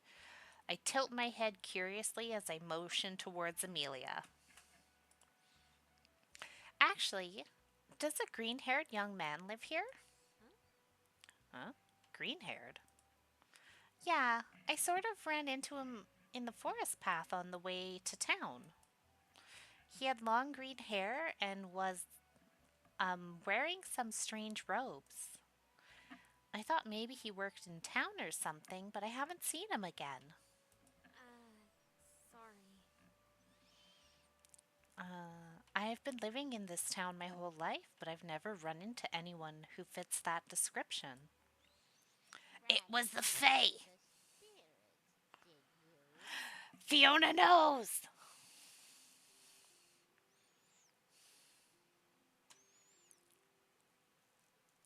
One of them real wild boys who's into open tent dating. Fiona's voice captures my attention as she walks towards me with her cane. Spirits? Our valley is home to much more than what you merely see on the surface. Fiona's a witch. Inside of its forest, peaks, and waters lie many hidden secrets.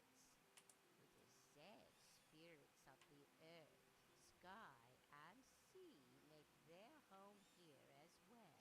Okay, that's why there's three different pretty boys in the intro. One's the earth, the sky, and the sea.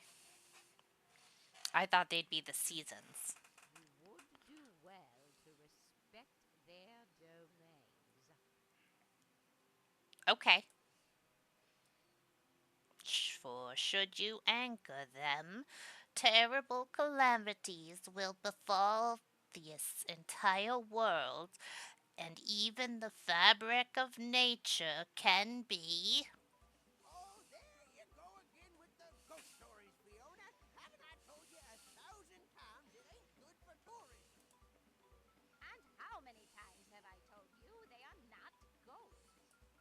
Arr, Just because the spirits have never chosen to grace a fool like you with their benevolence doesn't mean that they do not dwell amongst us.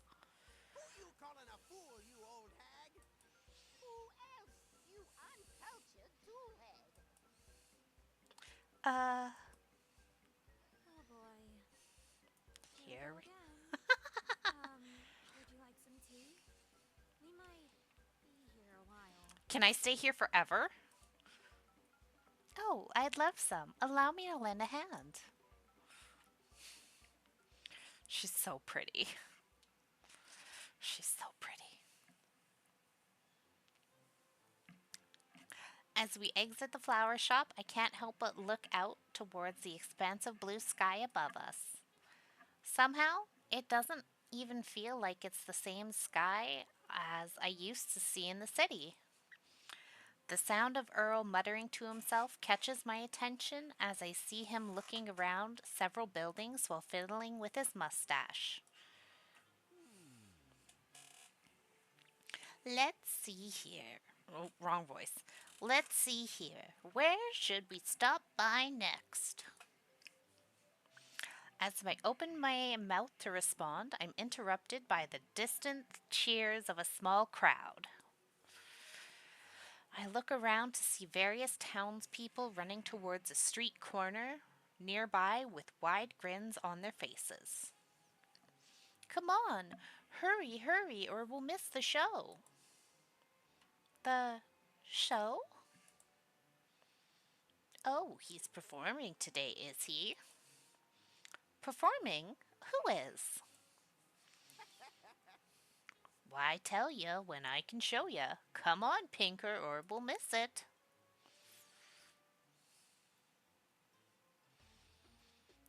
Earl briskly turns a street corner and my eyes widen. A fairly sized crowd has gathered right in the middle of the small plaza, laughing and clapping in awe at someone in the middle of the street plaza. What's going on over there? From here, it's hard to see anything with so many people gathered around. Hey, over here. I look over to see Earl pointing towards some stairs that lead up to a balcony. He climbs a few and then motions for me over before glancing at the crowd. A smile plasters on his face as he crosses his arms. Take a look. You wouldn't want to miss this. As I turn to see where the crowd gathers, I can't help but stare in awe as a slender, dark skinned young man in colorful, exotic garb dances elegantly.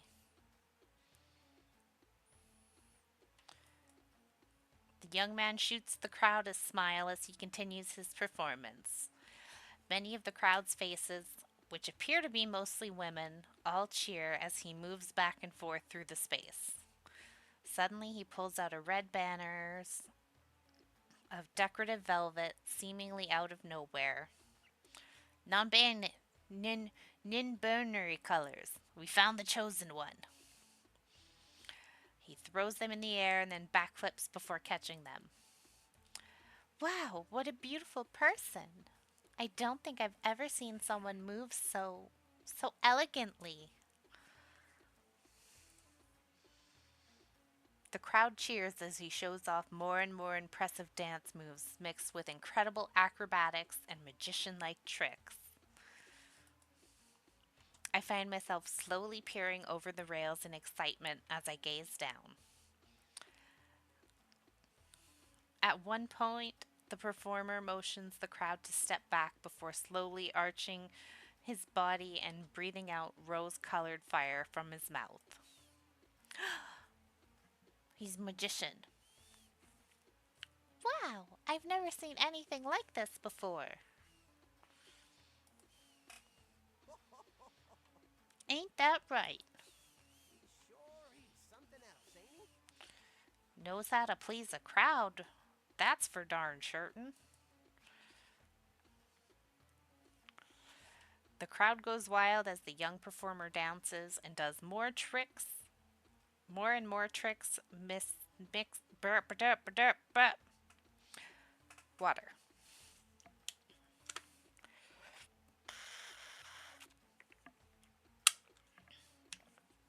Mixing different elements to create a more riveting performance. After a while, the performer bows, now covered in a light layer of perspiration as the crowd roars and claps. He looks up, sweat dripping from his hair, and the townspeople begin to throw coins and flowers at his feet in appreciation for his colorful and avant garde performance. Shukran jazilan. Thank you, thank you. Oh, he's so pretty. They went ham on this design. Damn! Yeah, he's showing off his flexibility. Yeah, I think it was the lighting in the CG. Can we? Nope, wrong one. Return.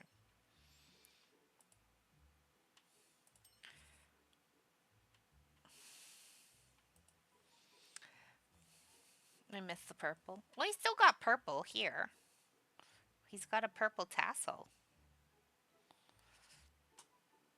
I can't help but laugh in delight as Earl and I clap from our spot on the stairs, too.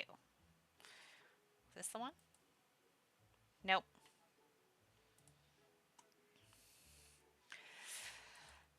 Earl begins to whistle and I clap loudly next to him as I watch the performer accept more and more coins humbly. Eventually, he pans up to where Earl and I stand and his gaze meets mine. You're very pretty. Hmm? Wow, he really is gorgeous. I feel my heart skip a beat as the performer shoots me a small, mysterious smile before turning around to collect all the coins and flowers. Earl and I began to make our way down the stairs as the crowd begins to disperse. Suddenly, Earl turns to me with a smile and he motions towards a different direction. Oh, I know. Let's stop by the inn next. Old Duke would yap my ear off if I didn't introduce you properly. As Earl begins to walk forward down an opposite direction of the plaza, I follow him. but I can't help but find myself staring back in the direction of the performer, who is now surrounded by several young women from the town, eagerly showering him in compliments. The performer's eyes briefly meet mine, and I can feel myself blush as I quickly face forward and run to catch up with Earl. I don't even get to talk to him? It's because he's a twink. Notice how, like, the only two male love interests she's called handsome are the two that I'm actually interested in. This one and Hunter. But they didn't even tell me his name.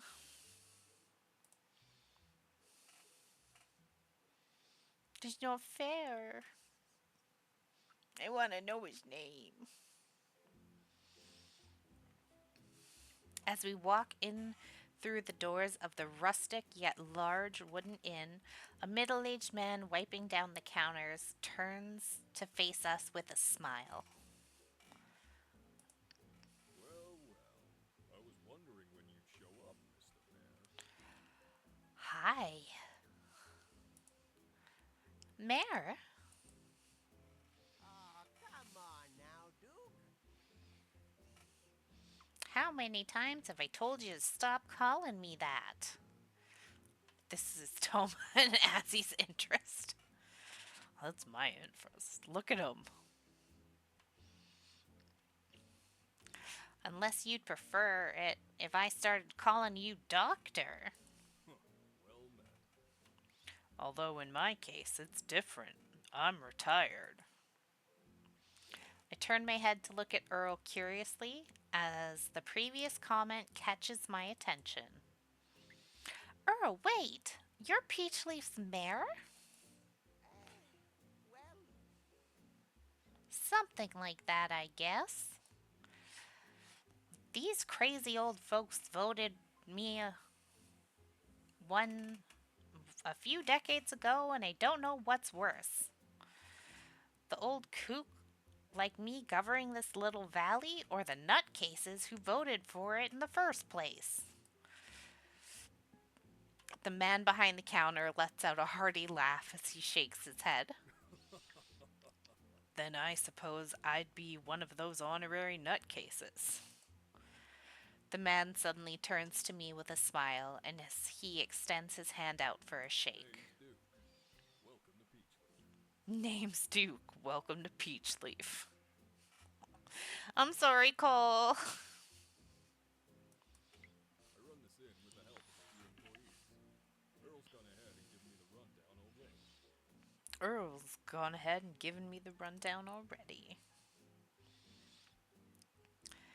Thank you, sir. My name's Pinker. It's nice to meet you. Likewise. Likewise. I hope Peachleaf turns out to be a change for the good for you, Pinker. The city life isn't for everyone, after all. I know that best. This man came from the city. Oh, you're from the city too, Duke? he sure is. Although, that was ages ago now, right, Duke? You know, back when the dinosaurs roamed and stuff. All right, you old codger. I'm not that old yet. You've got me beat by at least a good 30 years. Can I date him? As Earl and the Duke laugh amongst themselves, I can't help but chuckle at their light-hearted banter. Have you two known each other a long time? Too long. Too long. Way too long. I've known this overgrown lughead for about 25 years now. Saw him go from a princely teenager to an overprotective father to a wrinkly old grouch. I could date him and call him daddy. Now then, Where's little Melody? I'd like to introduce her to Pinker. Up in her room, throwing a tantrum, calling me a tyrant because I made her do her biology homework. Earl shoots his head back in laughter and then gives Duke a knowing look. Teenagers, eh? I can. Do you need help? I can help you raise your teenager. God, I'm just grateful I didn't have twins. Raising one teenage girl is enough stress to last a man a lifetime. You're telling me I raised three. Suddenly, their conversation is interrupted at the sound of the front door opening. My eyes widen as the young performer from before silently walks into the room carrying a giant load of neatly wrapped flowers. Ah, there you are, Nadim. I was hoping to run into you. What a show that was!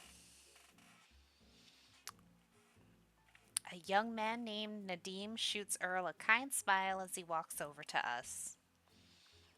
I can feel myself instinctively freeze up as he stands next to me and lightly bows his head at Earl. I thank you for taking the time to watch my performance, Earl. I hope it brought a smile to your face. Oh, that's a beautiful voice. If only I was 40 years younger, I'd be out there busting a move with you. Like a whoo, wah, or a ha-choo, woo, ta-how. We all instinctively approach Earl as he places a hand on his back, but he quickly gives us a sheepish grin. Duke sighs before shaking his head as Nadim tries to stifle a genuine laugh.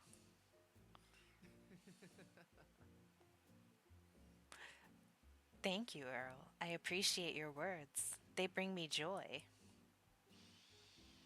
Not as much joy as you bring everyone in the town with your performances. So thank you, Nadim. The honor and pleasure is all sincerely mine.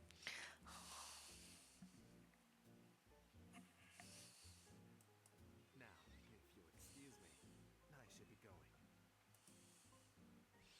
I must quickly find a vase and water for these beautiful flowers, lest they wilt before their time. Just before Nadim has a chance to escape, Earl quickly motions to me. Oh, before you go, Nadim, this is Pinker. She'll be living in our valley starting today. I'm taking her around to introduce her to our little town. Ah, I see. Pardon my roommate. I thought of you merely as a passing traveler, not as a new neighbor. Just as I'm about to open my mouth, Nadim shoots me a smile, and bows his head at me. My name is Nadim. I am not originally from Peachleaf, but nonetheless, it is where my travels have taken me. I hope this valley will become a place you'll cherish on your own travels, as it has for me. Nadim, we're gonna fall in love in Peachleaf and then move away together to travel together. Earl is the one true wingman of this game. Thank you. My name is Pinker. It's nice to meet you, Nadim. I saw your performance earlier with Earl. It was wonderful. You're so beautiful. When you only know how to hit on women, you just call men beautiful.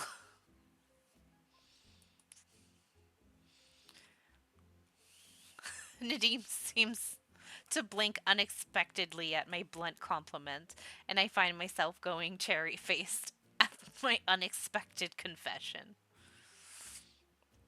I meant to say the performance. The performance was beautiful.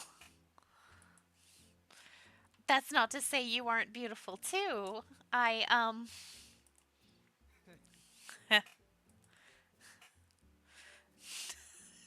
He's so cute.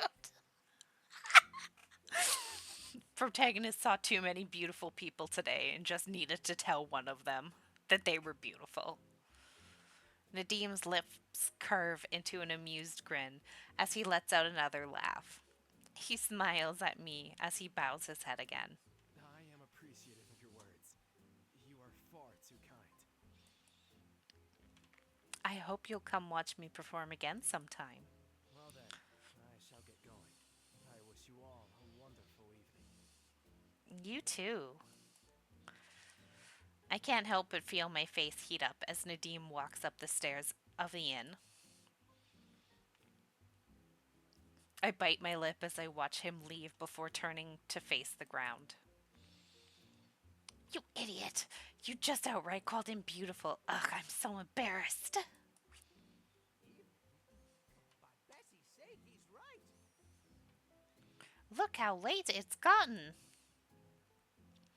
As Earl points out the window, I can spot the golden hues of sunset beginning to creep into the sky. A nearby clock chimes, signaling the start of the new hour as Duke straightens up before wiping his hands. And there's the clock. I hate to leave you folks, but I need to get ready to open the bar. And I need to take Pinker home in time for dinner, or Nina'll have my head. Well then, Duke, I'll come back another time to see Melody.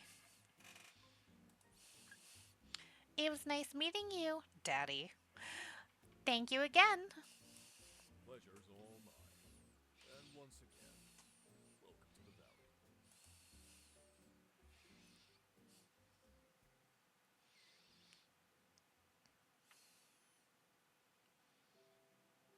As I finally finish unpacking the last of my belongings, I can't help but stare out at my newly organized room.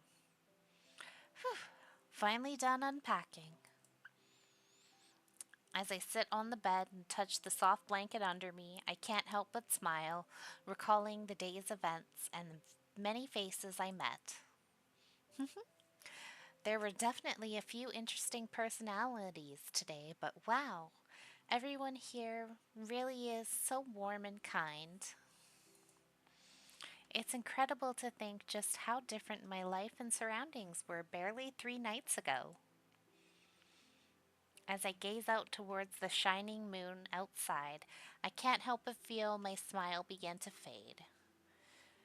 Even with an overall pleasant day, the nervousness of beginning a brand new environment, so far away from the place I've called home my entire life, is still very much around. Despite my best efforts to keep my mind busy, I shortly came to realize that every moment I'm alone, I'm flooded with doubts and questions I don't know how to answer. Did I make the right choice? Was coming here the best decision?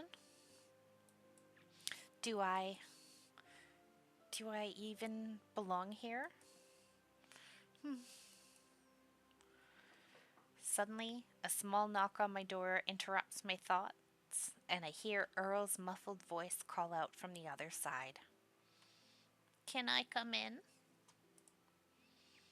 Yes, go ahead. A few moments later, Earl peeks his head in before shooting me a friendly smile. He walks inside and closes the door behind him. Turning around, his gaze lands on my now empty suitcases. All settled in? I was going to come by and ask if you needed help with anything. Yep, I'm all unpacked. Thank you again, Earl, for everything. Earl peers into my face for a few seconds, and I try to flash him my best smile, attempting to hide my previous anxiousness. After a few moments, he chuckles before taking a seat next to me on the bed. Still got the jitters, huh, kiddo? No, I'm fine, really. Everyone's been absolutely wonderful, except for your jerk of a grandson, Jude. You've all done so much for me. I don't even have any right to complain. I'm just a little tired, and You don't know if you belong here. I raise my head in surprise as Earl merely smiles warmly back at me. I can feel my throat tighten as I tear my gaze to the floor. How did you? Earl chuckles at the remark. You see all these wrinkles and white hairs on this balding head? They ain't there just for fun, you know. From living and learning and growing. Earl takes a deep breath and he looks around the room nostalgically before his eyes land on the moon. That face you have on right now is the same face each of my daughters had on when they told me they wanted to move away from the valley. The same face they had when they told me, Papa, I'm scared, and they didn't know if leaving home, leaving all they ever knew behind in this little valley, was going to be good for them. You want to know what I told them? Home. Right here. I can't help but smile as Earl lightly taps on his heart. His eyes grow warm at the sight of my smile, and he places a reassuring hand on my shoulder. It doesn't matter where you end up in life, kiddo. You can be in a giant city or in a tiny village in the middle of nowhere, but as long as you wake up each day and look forward to the world around you, Then you found your home. Peach Leaf may not be your last stop, but maybe we can help you find out what it really means to belong somewhere.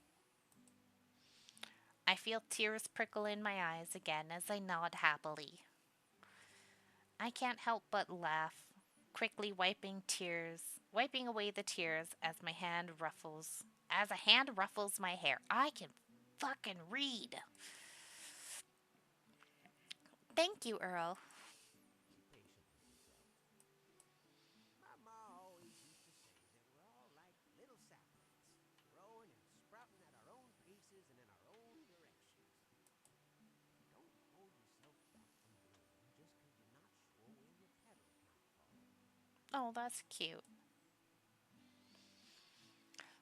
I smile as I turn to look at the flower Earl gave me a few days ago, now adorning a small vase in the corner of my room, bloom beautifully, blooming beautifully in place. You're right. I may not know what the future holds, and there's still a lot of questions I've yet to answer about who I am, who I want to be, and what my place is in this world.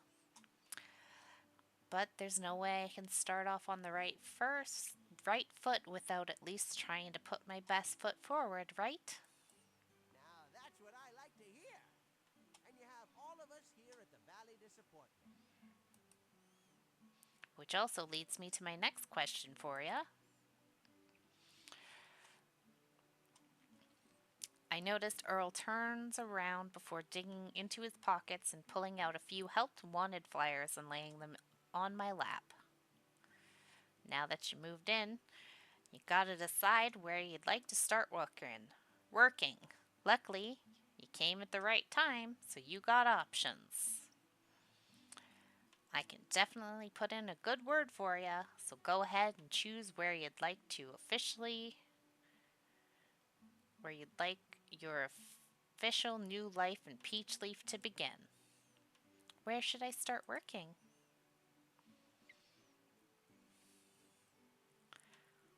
Choosing me? All right, let's get started.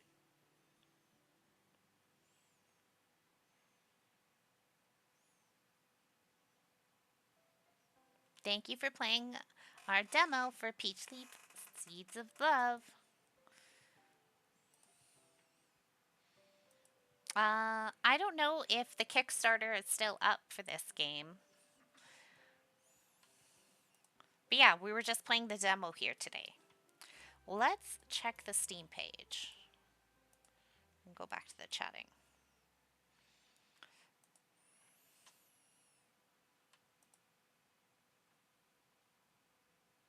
Oh, wait, there's still something going on. The wind howls atop a cold mountain peak. From the desolate place that only seems to shelter the clouds and remains an era of a long lost time, a lone figure watches over all below him. His scarlet colored hair is stark against the colorless sky as another breeze seems to pass by him, almost as if whispering into his ear. Another pair of footsteps suddenly echo out from behind him, followed by a commanding voice. Have you sensed it? A shift in the earth has occurred. The lone figure only lets out a low chuckle as he brings his hand forward as if to grab something in front of him from thin air before turning around.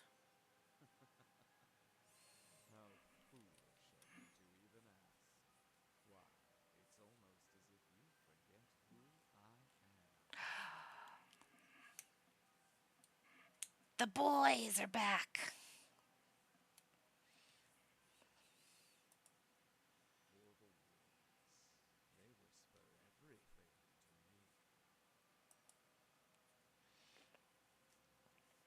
In his hand now dances a small clover as its tiny leaves twist and bend in the wind.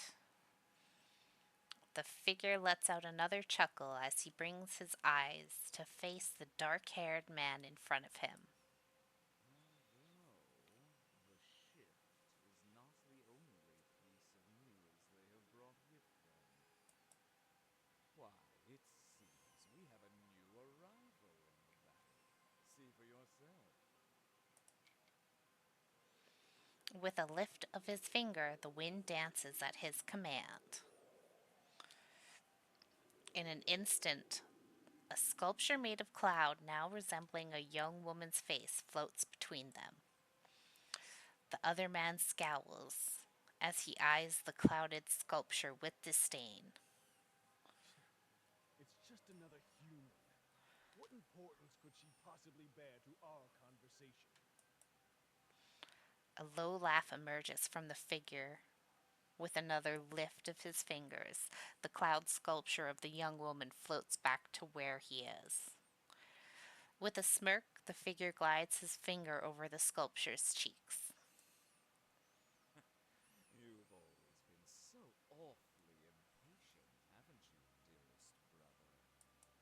Because I ponder to think that the shift and her arrival, well, perhaps the two may not yet be so unrelated. Impossible. A mere human can play no part in the affairs of spirits. Perhaps not. And yet, take a closer look. As the figure moves his finger in the air, the sculpture floats in the opposite direction.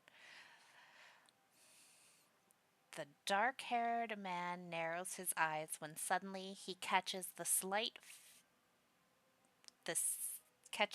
of a faint gleaming green light emanating off the young woman's forehead. Eden, that bastard. When did he... Interesting, isn't it? With barely a foot into our domains, and the land has already bestowed its protection over her. It sends quite the message, don't you think? Hmm. I see no being worth protecting. Only the naive acts of a fool that does not know his place. With a low rumbling laugh escaping the lips of the scarlet haired figure, which seems to shake the entire mountain itself. A howl of wind seems to cry out in the distance, as with the snap of his fingers. The sculpture of the young woman's face disintegrates into the air, and left in its place is only a small glowing clover. Both figures turn their gaze onto the horizon as they look out over the vast expanse below them. Worry not, for the winds. They will reveal all in due time. Okay, so he's wind, he's mountain, or he's sea, he would be air, and then the other one would be land.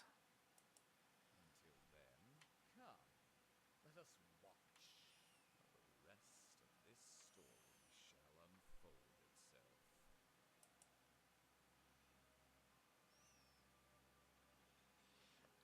Meanwhile, a figure turns his gaze towards the horizon.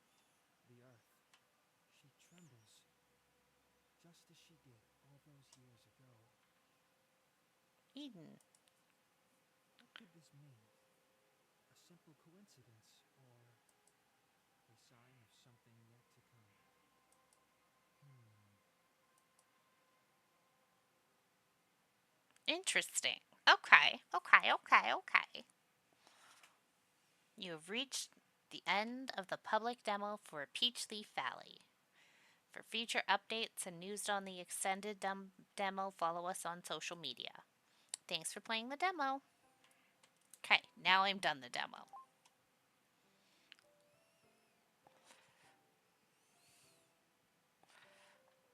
Okay, now we'll go back to just chatting. Thank you so much for watching. If you enjoyed the video, please like, comment, and subscribe. And I will see you next time. Bye bye.